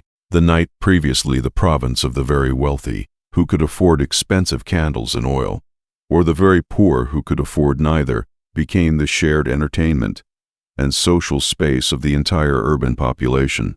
Music halls, theaters, restaurants, and eventually cinemas filled with people who could now enjoy the evening in conditions of reliable illumination. The city at night became a social world unto itself, a world of display and pleasure whose visibility was made possible entirely by the new technology of electric light. The impact on the structure of the working day was particularly transformative. Before electric lighting, most manufacturing industries were severely constrained by the hours of natural daylight. Factory work after dark was possible only by gaslight or oil lamp, which were expensive, dim, fire-prone, and damaging to air quality. Electric light removed all of these constraints simultaneously, enabling factories to operate around the clock with workers on rotating shifts. The adoption of the night shift as a standard feature of industrial production transformed the labor market, created new social classes of nocturnal workers, and raised new questions about the effects of working against the body's natural rhythms, questions that we are still answering today as the health consequences of shift work have become increasingly well understood. The cultural consequences of electric light extended far beyond the extension of working hours. The lit street and the lit commercial district changed the character of urban social life in ways that are still playing out. Before electric street lighting, the darkness of city streets at night was a genuine danger and a genuine barrier to mobility, particularly for women and for those without the social power to command protection. The illumination of city streets created new possibilities for women's participation in public life, for working-class leisure and social activity after working hours, and for the development of new forms of urban entertainment and culture that depended on the ability to gather people together after dark. Edison himself understood, with the showmanship that characterized his public persona, that the psychological impact of electric light went beyond its practical utility. His demonstrations of electric lighting were theatrical events designed to maximize the sense of wonder and transformation that his technology could produce. When he illuminated Menlo Park for a public demonstration in 1879, newspaper reporters who witnessed the event wrote in tones of amazement that were almost religious in their intensity, describing the soft, steady, shadowless light as something miraculous, fundamentally different in quality and psychological effect from the flickering, smoky, smelly light of gas and candle. This psychological impact was real. Electric light was not just brighter, but steadier, cleaner, and more controllable than any previous light source. And these qualities changed not just how people could see, but how they felt in illuminated spaces. The revolution that Edison helped to initiate has continued without pause in the century and a half since that October evening in Menlo Park. Incandescent bulbs gave way to fluorescent lights, and then to LEDs, each generation more efficient, longer lasting, and more flexible than the last. Today's LED lighting can produce almost any color, operate on minimal energy, be controlled remotely, and be integrated into every surface and object in the built environment.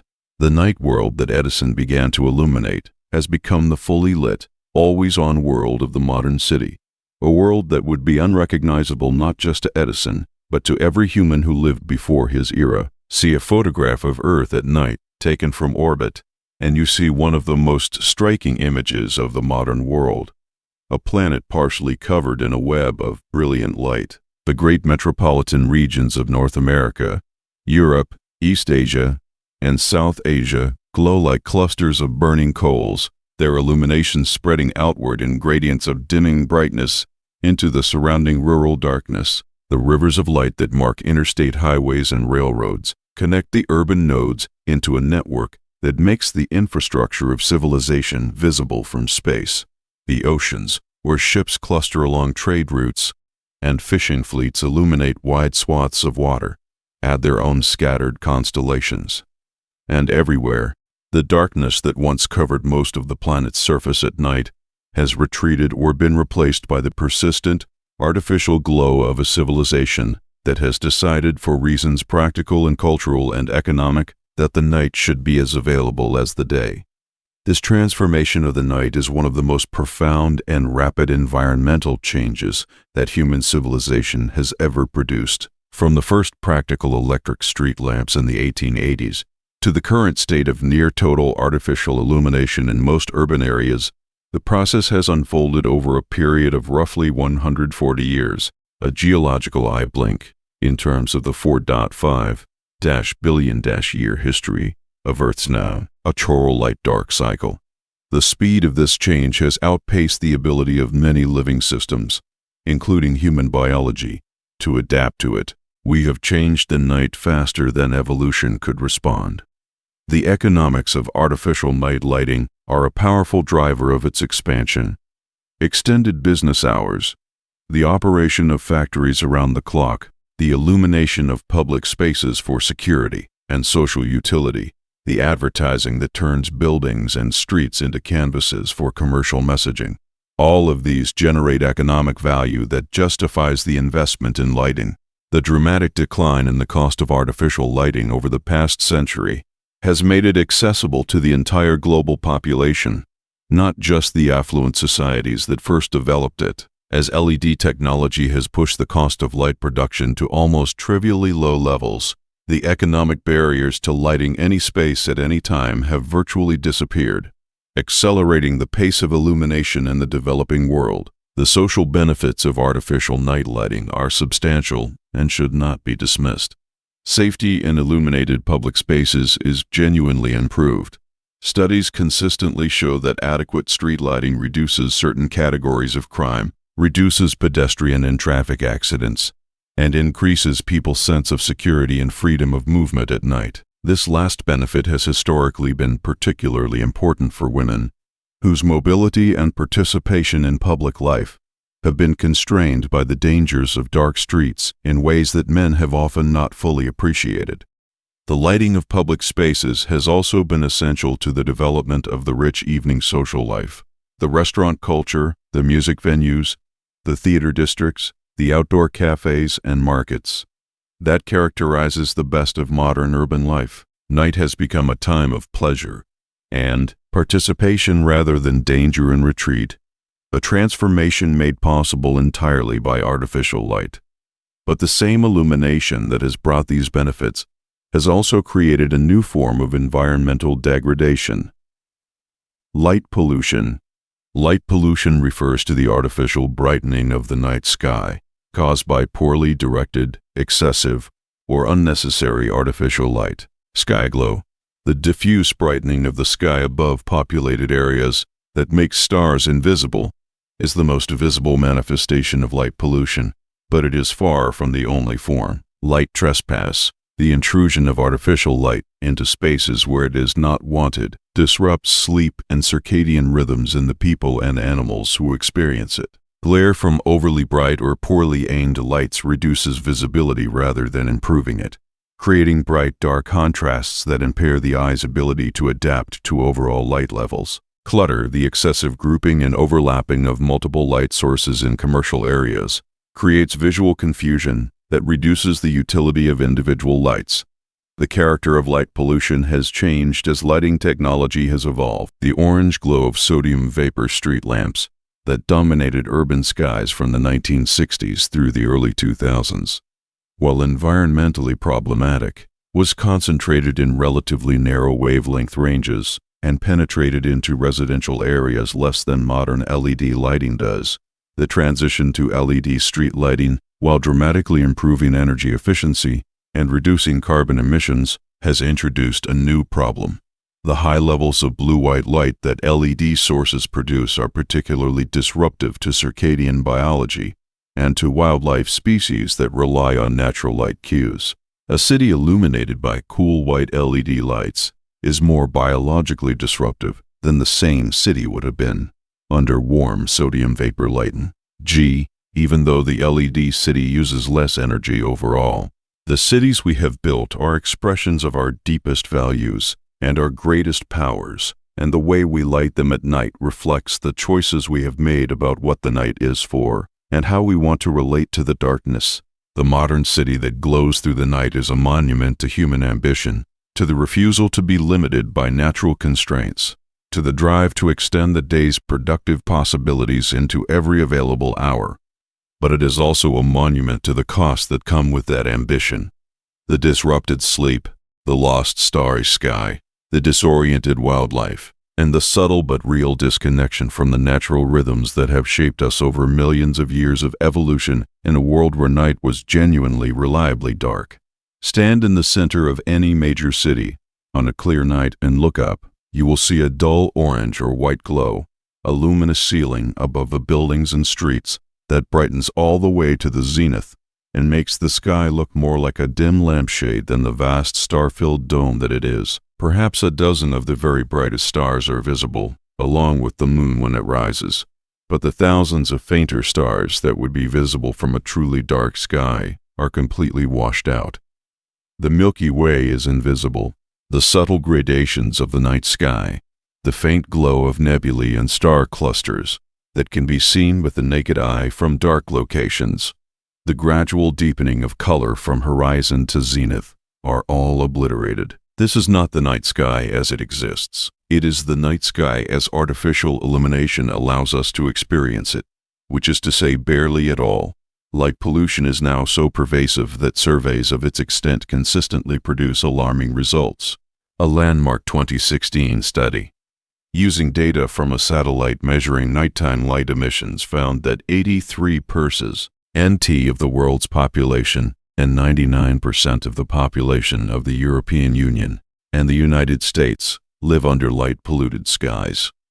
The study estimated that 1/3 of humanity cannot see the Milky Way from where they live, in the most light-polluted regions, such as Singapore, Kuwait, Qatar, and much of Western Europe, and the Northeastern Europe, Essentially, the entire population lives under skies so bright that the night sky bears almost no resemblance to its natural state.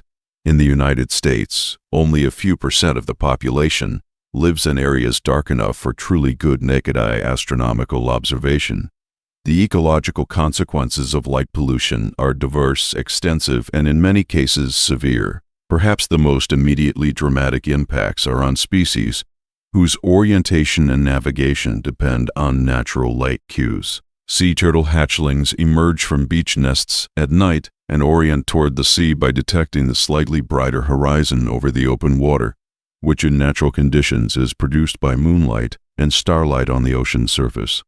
On illuminated beaches, the competing lights from coastal buildings, streets, and beach lighting confuse and misdirect hatchlings, drawing them inland where they die of dehydration or are killed by traffic. On some of the most important sea turtle nesting beaches in the world, mortality of hatchlings due to light disorientation has been measured at rates of 50% or more in the absence of lighting management. Migratory birds are among the most extensively studied victims of light pollution. Approximately half of all bird species in North America and Europe are migratory, and the vast majority of migratory songbirds fly at night. They use a combination of stellar cues, magnetic field sensing, and landmarks to navigate, and the artificial lighting of cities disrupts all of these navigation systems. Simultaneously, brightly lit buildings and communication towers attract migrating birds in enormous numbers, particularly on foggy or overcast nights when the birds fly lower and are confused by the artificial lights. Estimates of the number of birds killed annually in North America by collisions with lit buildings range from 100 million to nearly 1 billion, making building strikes one of the leading causes of bird mortality on the continent. The disruption of insect communities by artificial light is a poorly understood but potentially catastrophic consequence of light pollution. Many insect species are strongly attracted to light, and outdoor lights act as ecological traps, drawing insects away from their natural habitats and activities and killing them through exhaustion, collision, or exposure to predators that gather at lights. Artificial lights at night disrupt the mating behavior of many insects, including fireflies whose bioluminescent signaling is confused by ambient artificial light, moths whose navigation systems are disrupted by bright point sources, and aquatic insects whose emergence from rivers and lakes to mate and reproduce is synchronized with natural darkness. Insects represent the foundation of terrestrial food webs, providing food for birds, bats, fish, and countless other species, and the systematic disruption of insect communities by light pollution may have cascading effects that extend far beyond the insects themselves. Addressing light pollution requires a combination of technical, regulatory, and cultural changes. On the technical side, significant improvements are possible with existing technology. Full cutoff lighting fixtures that direct light downward rather than outward or upward can dramatically reduce sky glow while maintaining or improving the illumination of the surfaces they are designed to light. Warmer color temperature LEDs and each eye pressure sodium lights, while less energy efficient than cool white LEDs, produce less biological disruption because they emit less blue light. Lighting controls that allow street and building lights to dim or turn off automatically in the late night hours when human activity is low can further reduce unnecessary illumination. Regulatory approaches have also shown promise. The International Dark Sky Association maintains a designation program for dark sky places, parks, and communities that have adopted and enforced regulations limiting artificial light in their jurisdictions, and the number of such designations has grown substantially in recent years. Several countries and jurisdictions have adopted or are developing dark sky regulations as part of broader environmental protection frameworks, recognizing light pollution as a form of environmental harm, subject to the same kind of regulatory oversight as air and water pollution. Cultural change. Cultural change, the gradual recognition by the general public that dark skies are a natural resource worth protecting, is perhaps the most powerful long-term driver of improvement, but it requires that people have the experience of truly dark skies to understand what has been lost. Every autumn, billions of songbirds undertake one of the most extraordinary journeys on Earth. The nocturnal migration that carries them from their summer breeding grounds in the temperate zone to their winter quarters in the tropics. Flying through the night, navigating by stars, magnetic fields, and the faint glow of the horizon, they cross oceans and mountain ranges, deserts, and cities in journeys that may span thousands of kilometers.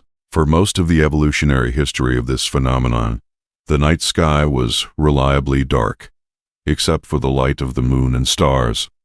And these natural light sources were the navigational beacons that millions of years of evolution had calibrated the birds to use. Then, in the geological eye blink of the last century and a half, human civilization transformed the night sky from dark to bright, and the birds' ancient navigational systems found themselves operating in a world their evolution had never anticipated.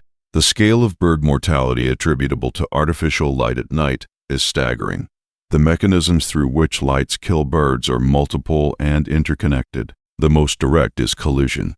Birds flying toward lit windows, illuminated towers, or bright building facades crash into the glass or structure with fatal force. Studies of birds killed in building collisions have found that species most heavily represented are small neotropical migrants, precisely the species that fly at night and navigate by celestial cues. On foggy or overcast nights, when birds are forced to fly lower and celestial navigation is impossible, they rely more heavily on local visual cues, and bright building lights become irresistible attractants that can draw birds into deadly concentrations. Observations at major migratory stopover cities have documented hundreds or even thousands of birds circling lit building complexes in apparent disorientation, some for hours, until they collide or exhaust themselves.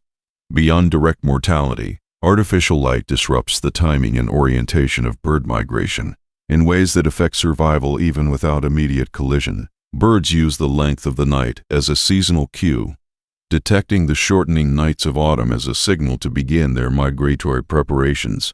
Artificial light that extends the apparent length of the day can delay this preparation, causing birds to depart later than they should and potentially missing optimal migratory windows.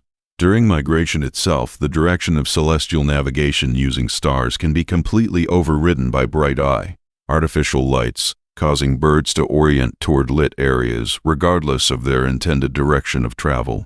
This attraction to light is particularly dangerous in coastal areas, where bright lights can draw migrating birds out over the ocean, away from their intended overland routes. Sea turtles are among the most extensively studied and clearly documented victims of artificial light pollution, providing a compelling case study in how thoroughly artificial illumination can disrupt ancient biological adaptations. Sea turtles have been nesting on beaches for over 100 million years, and the nesting and hatching behaviors that guide them have been shaped over that entire period by the consistent reality of dark nights, broken only by natural celestial light. Female sea turtles return to nest on the beaches where they themselves hatched, guided by the Earth's magnetic field over journeys of thousands of kilometers. On the beach, they come ashore at night, avoiding the heat and exposure of daytime, and excavate nests in the sand above the high tide line. Hatchlings emerge weeks later, again at night, and must immediately find their way from the nest to the sea. The disorientation of sea turtle hatchlings by artificial light is among the most directly measurable and economically quantifiable impacts of light pollution on wildlife. Hatchlings emerging from nests under normal conditions move rapidly toward the sea, attracted by its reflected light and guided by a slight downhill slope toward the water. On artificially illuminated beaches, the competing light sources from buildings, streets, and promenades attract hatchlings toward land rather than sea. Studies have documented hatchlings traveling hundreds of meters inland in the direction of artificial lights, eventually dying of exhaustion, dehydration, or collision with vehicles on coastal roads. At some beaches, management interventions, including turtle-friendly amber lighting ordinances and the physical shielding of buildings and roads, have dramatically improved hatchling orientation and reduced mortality. The impact of artificial light on insect communities represents perhaps the least visible, but most ecologically significant dimension of this problem. Insects are famously attracted to light, a behavior whose evolutionary basis is still debated, but likely involves the use of celestial light sources for navigation, a system that is catastrophically disrupted by proximate artificial lights. The mortality of insects at artificial lights can be enormous. Estimates of the number of insects killed at a single streetlight per night range from dozens to thousands depending on the location, season, and insect community present. Multiply these numbers by the hundreds of millions of artificial light sources operating globally every night, and the cumulative impact on insect populations becomes a matter of genuine ecological concern. The solution to the disruption of wildlife by artificial light does not require abandoning artificial lighting altogether, but it does require being much more deliberate and discriminating about where, when, and how we light our outdoor environments. Simple measures such as using downward-directed fixtures that minimize horizontal and upward light spillage, choosing amber or warm-toned light sources that minimize blue light emission, installing motion sensors that turn lights on only when human activity actually requires them, and turning off or dimming lights during critical migration periods can all dramatically reduce the impact of artificial lighting on wildlife, while maintaining the safety and utility benefits that legitimate outdoor lighting provides. The key insight is that the harm of artificial light to wildlife is largely a consequence of poorly designed and poorly sited lighting rather than of outdoor lighting per se, and that thoughtful redesign of our lighting infrastructure can substantially reduce these harms without sacrificing the genuine benefits. In the far north of Norway, in a town called Tromsø, the sun sets in late November and does not rise again until late January. For roughly 2 months, the residents of this city above the Arctic Circle live without direct sunlight, navigating the blue-gray twilight of the midday hours and the full darkness of the long nights, with a matter-of-fact pragmatism that outsiders often find remarkable. Life continues. Children go to school, businesses operate, and people shop, socialize, and exercise in the dark. The darkness is simply a condition of existence in this latitude, as fundamental and unremarkable to long-time residents as the heat is to residents of desert cities.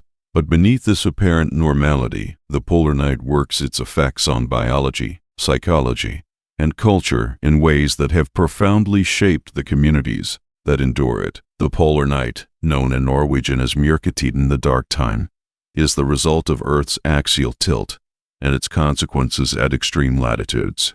At latitudes above 66.5 degrees north or south, the Arctic and Antarctic circles, there are periods during winter when the sun does not rise above the horizon at all. The duration of this polar night increases with latitude. At the Arctic Circle itself, there is only a single day of complete polar night at the winter solstice. At Tromsø, at 69.6 degrees north, the polar night lasts about 6 weeks. At the North Pole itself, there is roughly 6 months of continuous darkness, from the autumn equinox to the spring equinox. The symmetry of this phenomenon is exact. For every day of midnight sun in the polar summer, there is a corresponding day of polar night in winter. The psychological effects of prolonged darkness have been studied extensively in Arctic and Antarctic populations and in experimental settings.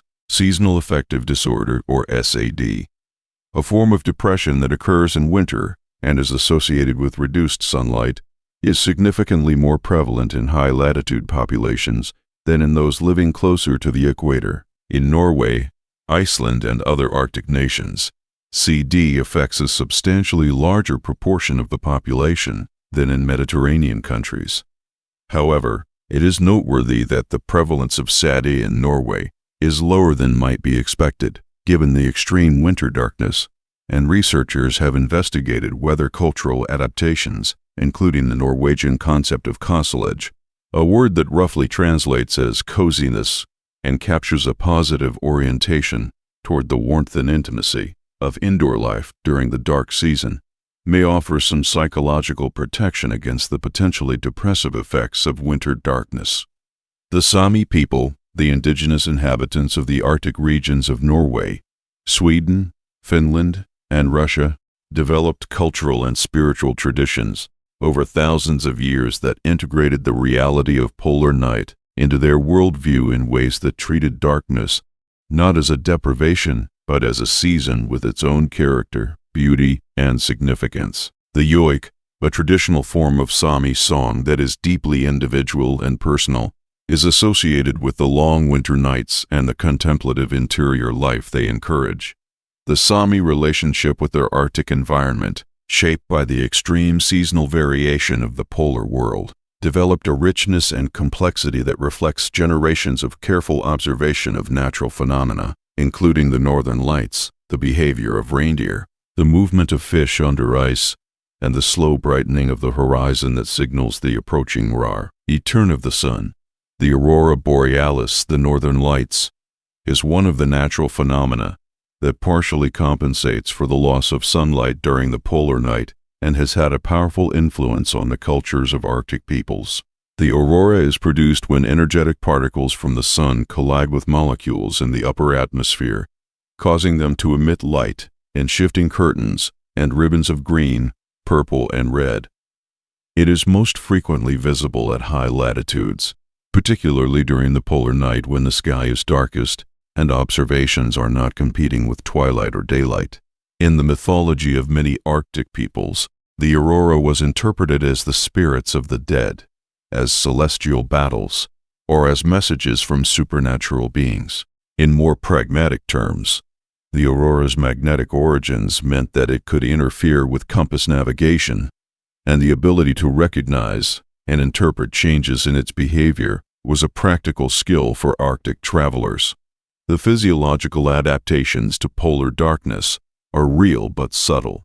Human populations at high latitudes show somewhat higher rates of genetic variants associated with enhanced vitamin D synthesis from sunlight, potentially an adaptation to the reduced UV radiation available at extreme latitudes.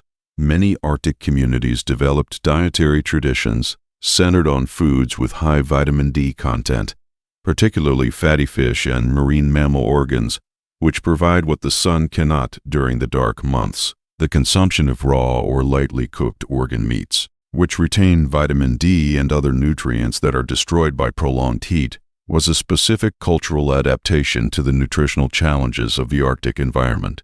Modern residents of polar communities have developed practical routines for managing the psychological and physiological effects of the dark season.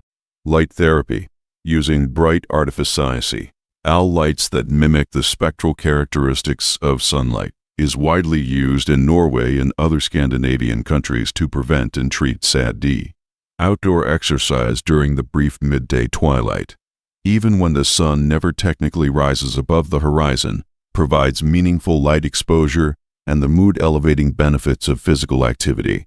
The social traditions of midwinter celebration, including the Norwegian celebration of Jul, the Finnish tradition of Kalmos, and similar festivities in other Arctic cultures, create structured opportunities for social connection and warmth that counterbalance the isolating tendency of the dark season. In all these ways, the polar night has shaped not just the lives of the people who experience it, but the cultures, traditions, and identities that make those lives coherent and meaningful. Watch a field of flowers at the approach of evening, and you witness one of the quieter, more easily overlooked dramas of the biological world. Daisies, tulips, poppies, and hundreds of other species gradually close their petals as the light fades, drawing inward as if going to sleep, presenting a closed, compact face to the night. By full darkness, the open floral display that characterized the field during the day has been replaced by rows of furled, simplified shapes that barely hint at the complexity they contain. Then, with the return of morning light, the reverse process begins, petals unfurling in a slow, graceful opening that can almost be perceived in real time under the right conditions. This daily opening and closing of flowers, a phenomenon called nyctinasty, is one of the most visible expressions of plant responsiveness to the day-night cycle. But it is only one aspect of the profound way in which the transition from day to night transforms the lives of plants. Nyctinasty, from the Greek words for night, and pressed or press, ed down refers specifically to the movements of leaves, flowers, and other plant structures that occur in response to the change between day and night. In flowers, these movements serve several proposed functions, though the exact adaptive value varies by species. The most commonly cited function is protection of the reproductive structures from overnight temperature drops, rain, and dew, which could damage pollen and reduce fertilization success. Closed petals form an insulating chamber around the stamens and pistil, protecting them from frost damage and preventing the dissolution or washing away of pollen by rain. Many flowers that close at night are pollinated by daytime insects, particularly bees, and by closing at night they prevent nocturnal insects from accessing pollen and potentially carrying it to incompatible species. The mechanics of nyctinastic movements are diverse and have been studied since the 18th century, when Carl Linnaeus designed his famous floral clock, a garden planted with species chosen to open and close at different and predictable hours, providing a living timepiece accurate enough that Linnaeus claimed you could tell the time of day from the state of the flowers. Nyctinastic movements in flowers and leaves are produced by the differential expansion of cells on opposite sides of the structure, driven by changes in turgor pressure as water moves in and out of cells in response to light and internal oscillators. In many species, including the prayer plant Maranta and its relatives, leaves that are spread horizontally during the day fold upward, at night, into a posture that resembles hands pressed together in prayer, a movement so precise and reliable that it can be used as a clock. Beyond the visible nyctinastic movements, night brings a wholesale shift in the metabolic life of plants. Photosynthesis, the process by which plants capture the energy of light and use it to build sugars from carbon dioxide and water, is, of course, impossible without light and ceases entirely at night. During the day, plants are net producers of organic carbon compounds. At night, they become consumers, breaking down some of the sugars they produced during the day to fuel cellular maintenance, growth repair, and the synthesis of structural and chemical compounds that support their life. This nighttime metabolic activity is not merely passive catabolism, but an active, regulated phase of plant physiology that includes many processes that cannot occur simultaneously with photosynthesis. Root growth in many plant species is preferentially nocturnal. Studies using continuous time-lapse imaging have shown that roots of many crop species, including corn and wheat, grow primarily at night, when the plant is not diverting resources to the above-ground growth and photosynthetic activity that characterize the daytime. This nocturnal root growth allows plants to explore the soil for water and nutrients more efficiently, and the timing of root growth in relation to rainfall and soil moisture cycles may be an adaptive coordination of resource acquisition with the cooler, moisture nighttime conditions that favor root activity and minimize water loss. Nectar production in flowers is also strongly influenced by the day-night cycle. Many species produce nectar primarily at night, timing their nectar reward to the activity periods of their preferred pollinators. Night-blooming flowers pollinated by moths and bats typically produce large quantities of dilute, aromatic nectar during the night hours when their pollinators are active, and many reduce or cease production during the day when moth and bat activity is low. This circadian regulation of nectar production is not merely passive, but involves active synthesis and secretion processes that are timed by the plant's internal clock to maximize the efficiency of pollinator attraction. The chemical ecology of plants at night is also distinct from their daytime chemistry in ways that are still being actively researched. Many plants produce volatile organic compounds complex mixtures of aromatic molecules that serve diverse functions, including attracting pollinators, deterring herbivores, and communicating with neighboring plants and with the soil microbiome. The production of these compounds often follows distinct circadian rhythms, with different compounds or different quantities being produced at different times of day and night. Evening primroses release particularly strong floral scents at night to attract moth pollinators. Defensive compounds in many plant species peak at night or in the early morning when certain herbivores are most active.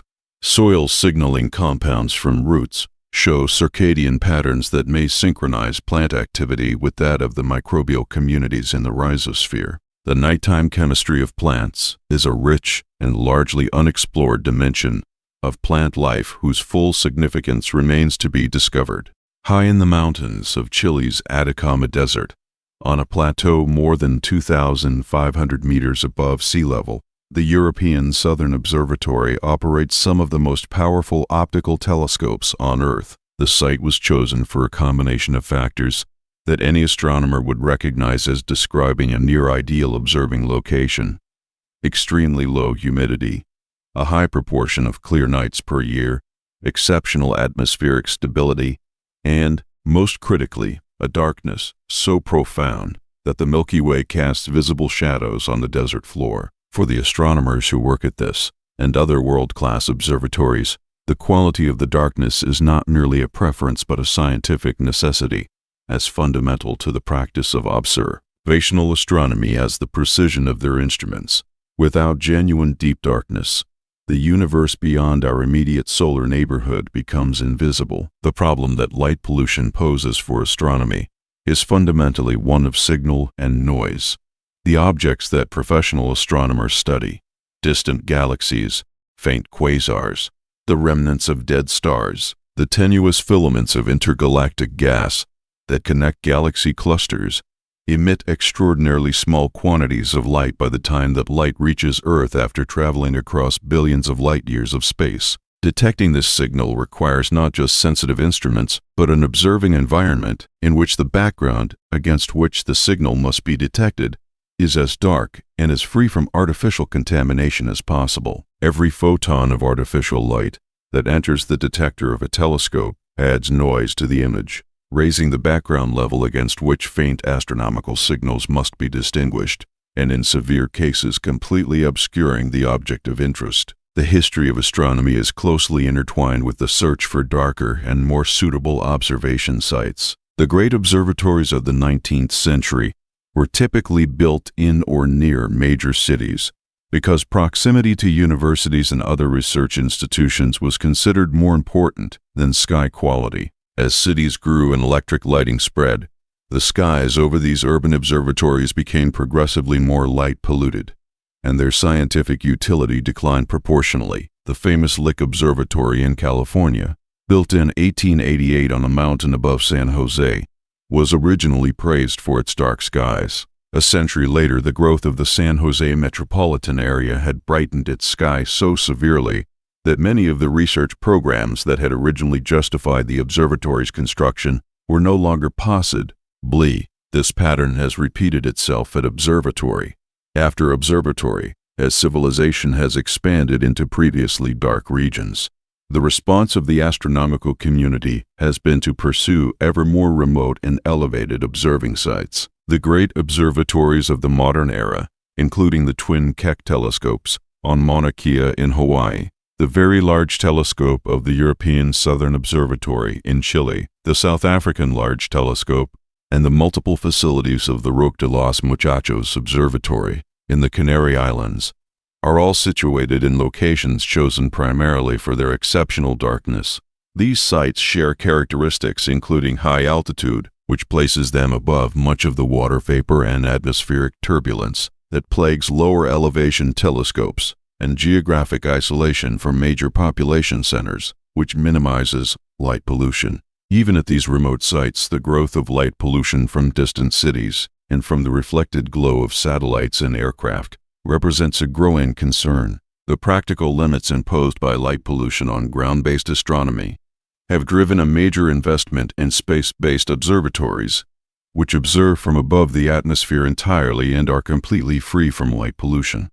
The Hubble Space Telescope, launched in 1990, was partly motivated by the desire to escape both atmospheric turbulence and light pollution, and its ability to detect objects of extraordinary faintness and to image them with unprecedented clarity has transformed our understanding of the universe. The James Webb Space Telescope, launched in 2021 and observing in the infrared from a position 1.5 million kilometers from Earth, represents the current pinnacle of space-based astronomy.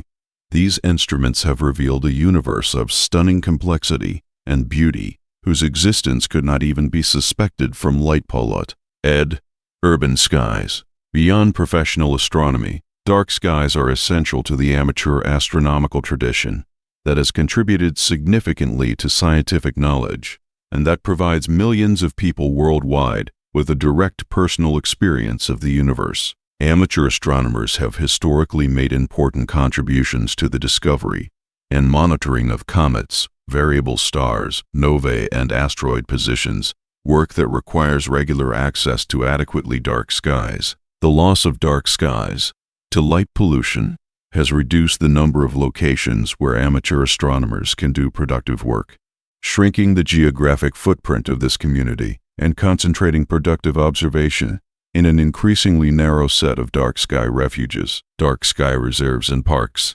areas where lighting ordinances and land use policies protect the darkness of the night sky as a natural resource, represent a growing movement to preserve astronomical heritage alongside biodiversity and landscape values. The International Dark Sky Association lists hundreds of such designations globally, in locations ranging from rural national parks to entire island communities to specific urban districts that have committed to reducing their light pollution.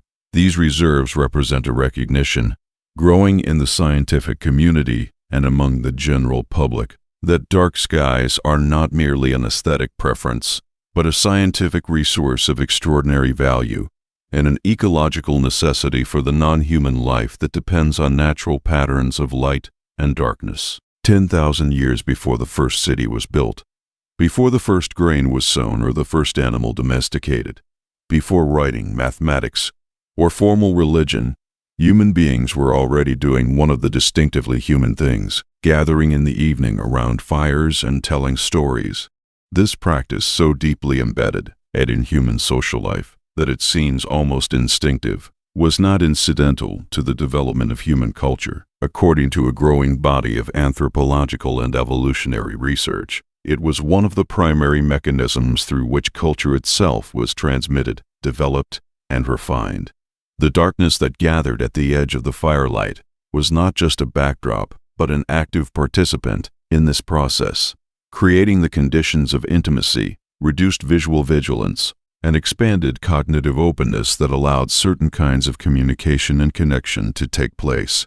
Anthropologist Polly Wiesner's research with the Juhanzi San people of the Kalahari has produced some of the most direct and compelling evidence for the transformative role of firelight in human social life. Wiesner collected and analyzed thousands of conversational exchanges among San men and women, recorded during both daytime and nighttime contexts, and found striking differences in the content and character of these exchanges depending on the time of day. Daytime conversations were predominantly practical and economic in character, focused on food resources, work tasks, social complaints, and immediate interpersonal issues. Evening conversations around the fire were fundamentally different, characterized by storytelling, the performance of songs and dances, discussions of distant people and places, the exploration of spiritual and ritual matters, and the kind of imaginative hypothetical discourse that philosophers call counterfactual reasoning. What would happen if, what might be, what could have been. This distinction between daytime pragmatic communication and evening narrative communication is not merely a curiosity of San social life, but reflects a universal pattern that has been observed in diverse human cultures. Evening is the time for stories, for the transmission of history and myth, for the performance of music and ritual, for the exploration of ideas that do not relate directly to immediate practical concerns. This universality suggests deep evolutionary roots, a pan-human tendency toward a particular mode of social communication in the evening hours that may be as old as the controlled use of fire itself. The role of darkness and firelight in shaping the content of stories is both direct and indirect. Directly, the physical reality of sitting in a circle of warm light surrounded by darkness naturally focuses attention on those within the circle, reducing the visual scanning of the environment that occupies much of the daytime sensorium, and allowing deeper engagement with the voices and faces of those present. The flickering shadows cast by firelight, moving and ambiguous, stimulate the pattern recognition systems of the visual cortex in ways that static illumination does not, potentially contributing to the tendency of firelight settings to feel slightly dreamlike and to lower the psychological barriers between the literal and the metaphorical that characterizes much of the narrative content generated in these contexts. Indirectly, the darkness beyond the fire created the evolutionary pressure that made storytelling culturally useful in the first place.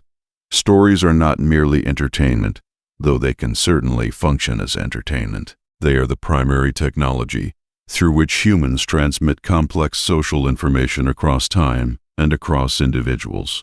Stories encode knowledge about the environment, about social relationships, about moral norms, about the history of the community, and about the identities of individuals and groups in a form that is memorable, engageable, and emotionally compelling. The darkness of the fire-illuminated night, with its reduction of external stimulation and its encouragement of the imaginative and introspective mode, may have been the crucible in which this storytelling technology was developed and refined. The universality of certain story types and narrative structures across widely separated cultures is one of the most remarkable phenomena in comparative anthropology.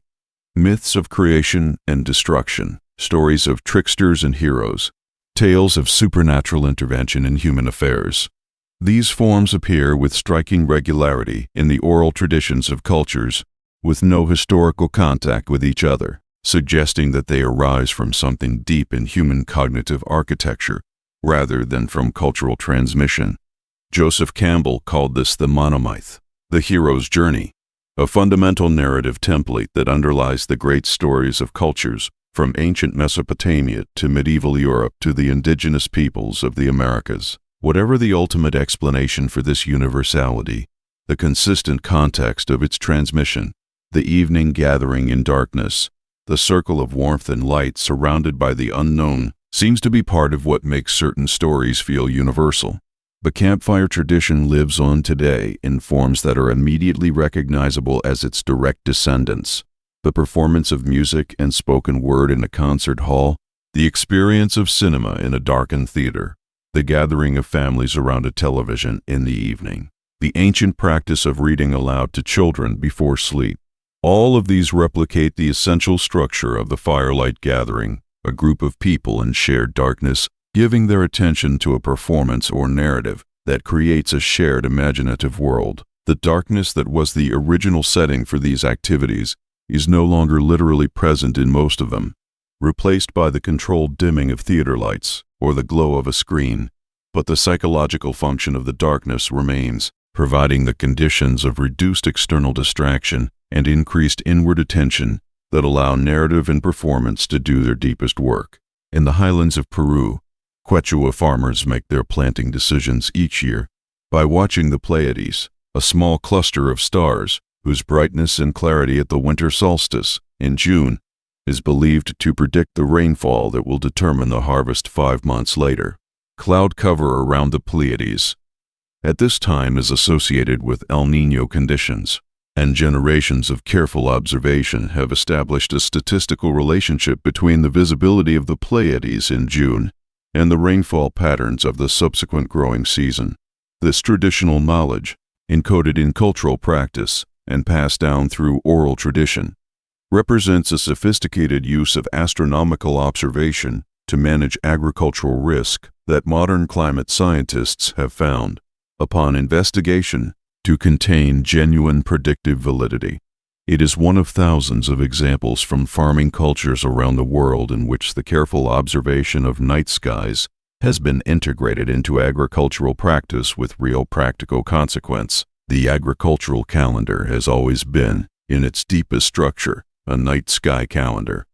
Before the development of mathematical astronomy and standardized mechanical timekeeping, the most reliable way to know what time of year it was and what agricultural activities were appropriate was to observe the position and visibility of specific stars, the phase and position of the moon, and the length of the nights relative to the days.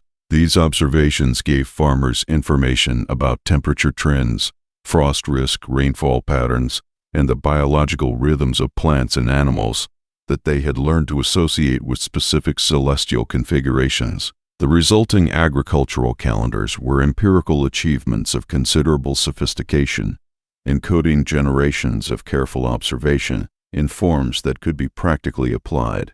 The heliacal rising of specific stars, the first appearance of a star on the eastern horizon just before dawn, after a period of invisibility due to its proximity to the sun, was one of the most important astronomical events in the agricultural calendars of many ancient civilizations. In ancient Egypt, the heliacal rising of Sirius, the brightest star in the night sky, occurred just before the annual flooding of the Nile that brought fertile silt to the valley and signaled the beginning of the agricultural year. Egyptian farmers did not need to understand the astronomy behind this coincidence. They needed only to know that when Sirius appeared, the Nile flood was imminent, and planting could be prepared. The correlation was reliable enough that the Egyptian religious and civil calendar was organized around it, and the heliacal rising of Sirius remained a date of profound cultural significance for thousands of years. In ancient Mesopotamia, the Babylonian astronomical tradition developed one of the most sophisticated calendrical systems of the ancient world, combining careful observation of the movements of the moon, sun, and planets with mathematical prediction methods of surprising accuracy. The Babylonian lunisolar calendar, which used a combination of lunar months and intercalary months to keep the calendar approximately synchronized with the solar year, was the ancestor of the Hebrew calendar still in use today. Babylonian astronomical records, preserved on clay tablets that have survived for 2,500 years, show detailed observations of heliacal risings and settings of planets and bright stars used as agricultural and seasonal markers. The alignment of astronomical events with agricultural seasons was not merely practical but deeply religious. The gods of Mesopotamian religion were identified with celestial bodies, and the movements of those bodies across the sky were read as divine communications about the timing and character of the agricultural year. The seasonal variation in the length of nights has practical agricultural implications beyond the calendar. Day length, technically the photoperiod, is one of the most important environmental signals that plants use to time their biological processes, including flowering, seed set, and the development of dormancy. Many of the most economically important crops are highly sensitive to photoperiod. Short-day plants flower when the night length exceeds a critical threshold, while long-day plants flower when nights are shorter than their threshold. The manipulation of photoperiod has become a powerful tool in modern horticulture, with greenhouse growers using artificial lighting to create any desired day length and induce flowering in plants at any time of year. But for traditional farmers without artificial lighting, knowledge of the seasonal change in night length was essential for predicting when crops would flower and set seed, and for selecting varieties appropriate to their latitude. Harvest time and night are connected in both practical and mythological dimensions. The traditional harvest festival, a nearly universal feature of agricultural cultures, typically occurs in late summer or early autumn, when both the harvest itself and the harvest moon, the full moon nearest the autumnal equinox, coincide. The practical value of the harvest moon, discussed earlier in the context of lunar calendars, was that its distinctive pattern of consecutive nights of bright moonrise provided artificial lighting that extended the working day during the critical period when speed of harvest was essential. The mythological dimension of the harvest festival The association of the full moon with completion, abundance, and gratitude reflects the deep integration of lunar observation into the agricultural worldview across dozens of independent cultural traditions. Contemporary farming still reflects the legacy of night sky observation in ways that are often invisible to those outside the agricultural world. Biodynamic farming, practiced on thousands of farms across Europe and North America, uses planting calendars based on the positions of the moon and planets that draw directly on the ancient tradition of lunar and astronomical farming.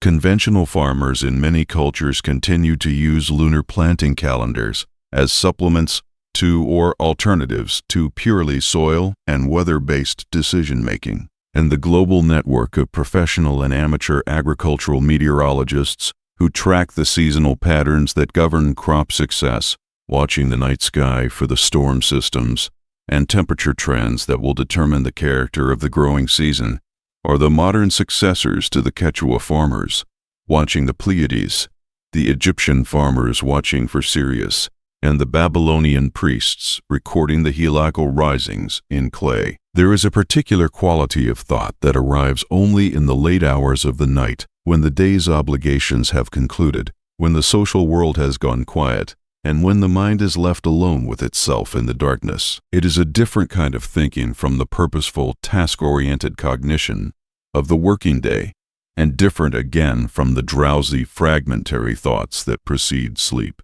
It is something in between, alert but not tense, quiet but not empty, introspective in a way that the busy, socially monitored hours of the day rarely permit. Many people find that this nightly solitude is when they most authentically encounter themselves, when the truest and most honest accounting of their inner life becomes possible, when emotions that were pushed aside during the day's demands finally surface and ask to be felt. The psychological value of solitude is well documented. Research by scientists, including Esther Buchholz, whose work on the importance of solitude in human development challenged the dominant therapeutic assumption that social connection is always preferable to alone time.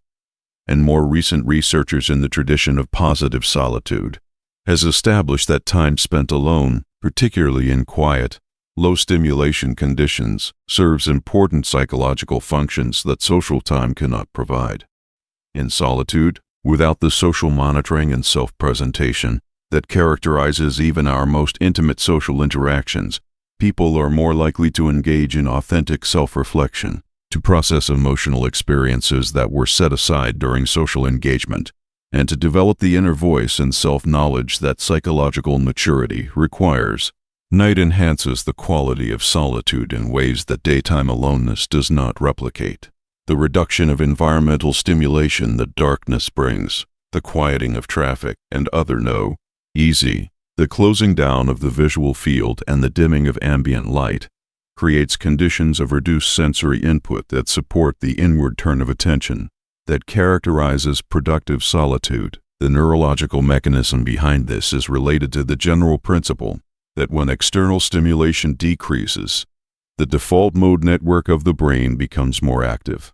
This is the neural network most associated with self-referential thinking, autobiographical memory, the processing of social information, and what psychologists call mentalization or theory of mind, the ability to understand and represent the mental states of others. In short, the quiet darkness of the night creates the neurological conditions most favorable for the reflective self-understanding and emotional processing that contribute to psychological well-being. Emotional processing is one of the most important functions of the night solitude. The emotions that arise during the day in response to social interactions, conflicts, disappointments, and unexpected events are often not fully processed in the moment. Social norms and practical demands require people to manage, defer, or suppress emotional responses during the course of the working and social day, storing them for later processing. The quiet of the night, free from the social pressures that require deferral during the day, provides the conditions in which these stored emotional experiences can be accessed, felt fully, and integrated into the larger narrative of one's life. This process, which psychologists sometimes call emotional elaboration, or affective processing, is associated with reduced rumination, improved emotional regulation, and better psychological well-being. The relationship between the night, solitude, and spiritual or religious experience is one of the most consistent themes in the literature of the world's contemplative traditions. Virtually every major religious tradition has produced a literature of night prayer, night meditation, or the vigil, the deliberate extension of wakefulness into the night for spiritual purposes. In the Christian tradition, the monastic practice of vigils, the night office sung or prayed in the small hours before dawn, has been maintained continuously in certain monasteries for 1,500 years, based on the conviction that the particular quality of the night, its stillness and darkness, creates conditions in which the presence of the divine is most accessible to human perception. In Buddhist meditation traditions, the night is associated with the practice of samatha, the cultivation of mental tranquility, and many practitioners report that the depth of concentration available in nighttime meditation is qualitatively different from what can be achieved during the busier hours of the day. The therapeutic potential of nighttime solitude and reflection is increasingly recognized in contemporary psychology, though it is often framed in more secular terms. Journaling, a practice that many therapists recommend as a tool for emotional processing and self-understanding, is most commonly practiced at night, when the day's events are available for reflection, and the quiet promotes the kind of honest, exploratory writing that is most therapeutically useful. Research on expressive writing by James Pennebaker and others has established that writing about emotionally significant experiences produces measurable psychological and physical health benefits, including reduced stress, improved mood, and enhanced immune function, effects that may be partly mediated by the emotional processing that writing enables. The night's gift to the inner life is ultimately the gift of return to oneself. In a world that increasingly demands constant social availability, instant receipts, pensée, and the performance of productivity and engagement, the quiet and darkness of the night offer a reclamation of interior space. The self that exists in solitude, that thinks and feels and reflects without an audience, is as necessary as the social self, and perhaps more fundamental. Night does not create this self, but it creates the conditions in which it can be found, in which the noise and busyness of the social world recedes far enough to allow the quieter, deeper currents of inner life to surface and be known. We live in a civilization that has declared war on darkness. From the LED streetlights that turn the suburban night into a simulacrum of permanent twilight to the 24-hour news cycle that treats every hour of every day as equally available for consumption and production, modern culture has proceeded on the implicit assumption that darkness is an inconvenience, an obstacle to productivity and safety, and the endless flow of goods and information that defines contemporary life. And yet darkness is not merely the absence of light. It is an active positive condition with biological, ecological, psychological, and cultural consequences as profound and as essential as those of light itself. To fully appreciate the importance of darkness is to understand that the balance of day and night is not a cosmic accident, but the fundamental rhythm around which all life on Earth has been organized for billions of years, and that disrupting that balance carries costs that we are only beginning to understand. The case for darkness as a biological necessity begins with the fact of life itself. The first photosynthetic organisms on Earth, which appeared roughly 3.5 billion years ago, evolved in a world that already had a robust day-night cycle driven by Earth's rotation. Virtually all of the evolutionary innovation that followed, the emergence of eukaryotic cells, of multicellular life, of the great explosion of animal body plans, of the colonization of land, of the diversification of flowering plants and their pollinator partners. All of this occurred in a world where the alternation of light and darkness was a constant, reliable feature of the environment. Life did not merely tolerate this alternation. It was shaped by it at the most fundamental level, building the 24-hour clock into the molecular machinery of cells in ways that persist from bacteria to human beings. The circadian clock, which regulates the timing of biological processes in virtually every organism from cyanobacteria to humans, is not an optional add-on to cellular metabolism but a fundamental organizational principle of life. Organisms without functional circadian clocks show reduced fitness, compromised immune function, accelerated aging, and impaired reproduction, effects that reflect the deep integration of temporal regulation into the core processes of living systems. The human body does not merely prefer a regular cycle of light and darkness. It requires one for optimal function. The darkness of night is the signal that sets and maintains the biological clock, the cue that tells every cell when to perform which functions, the organizer of the temporal architecture of life. Beyond individual organisms, the balance of day and night organizes entire ecosystems. The partitioning of ecological niches between diurnal and nocturnal species is one of the primary mechanisms by which biodiversity is maintained. By dividing the 24-hour day into distinct activity periods, different species can exploit the same habitat and food resources without competing directly with each other. The hawk that hunts during the day and the owl that hunts at night can coexist in the same forest precisely because they occupy different temporal niches. Remove the darkness that enables nocturnal life and you do not merely inconvenience the nocturnal species. You collapse the temporal architecture of the ecosystem, driving extinctions and disrupting the food web relationships that sustain the remaining species. The climate regulation provided by the daily cycle of heating and cooling is another dimension of darkness's ecological importance. As discussed earlier, the nocturnal cooling of Earth's surface is a fundamental component of the planet's energy balance and thermal regulation. Changes in this balance, particularly the reduction of nighttime cooling associated with climate warming and urban heat islands, have measurable consequences for biodiversity, agriculture, and human health.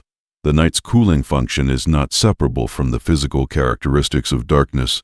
It is a direct consequence of the cessation of solar radiation input that defines the night. For human beings specifically, the psychological and cultural importance of darkness is as real as its biological importance. The long tradition of human creative and spiritual achievement in darkness, from the cave paintings of Lascaux to the monastic vigil to the great novels written in the small hours of the night, reflects something genuine about the relationship between darkness and the deepest capacities of the human mind. The inward turn of consciousness that darkness promotes, the access to imagination and emotion, and memory that the quiet of the night enables, the particular quality of thought and feeling that arises when the social world goes quiet and the mind is left alone with itself. These are not luxuries but necessities, as essential to the full development and expression of human interiority as sleep itself.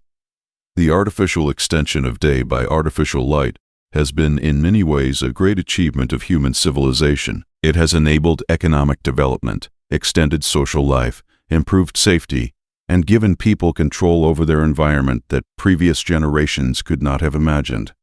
But it has also been, in ways we are still measuring and comprehending, a great disruption of the biological and cultural heritage that darkness represents. The growing movements for dark sky preservation, for the redesign of artificial lighting to minimize biological disruption, for the recognition of darkness as an environmental value worth protecting, are not merely aesthetic preferences.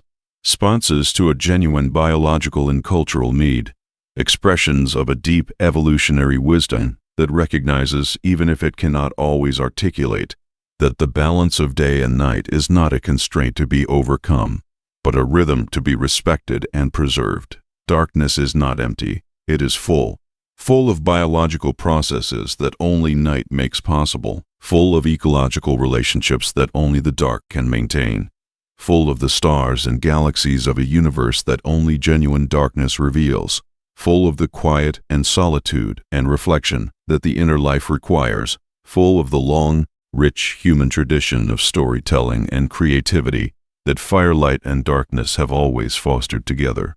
The night is not the end of the day. It is the other half of existence, the complementary darkness without which the light itself would lose its meaning.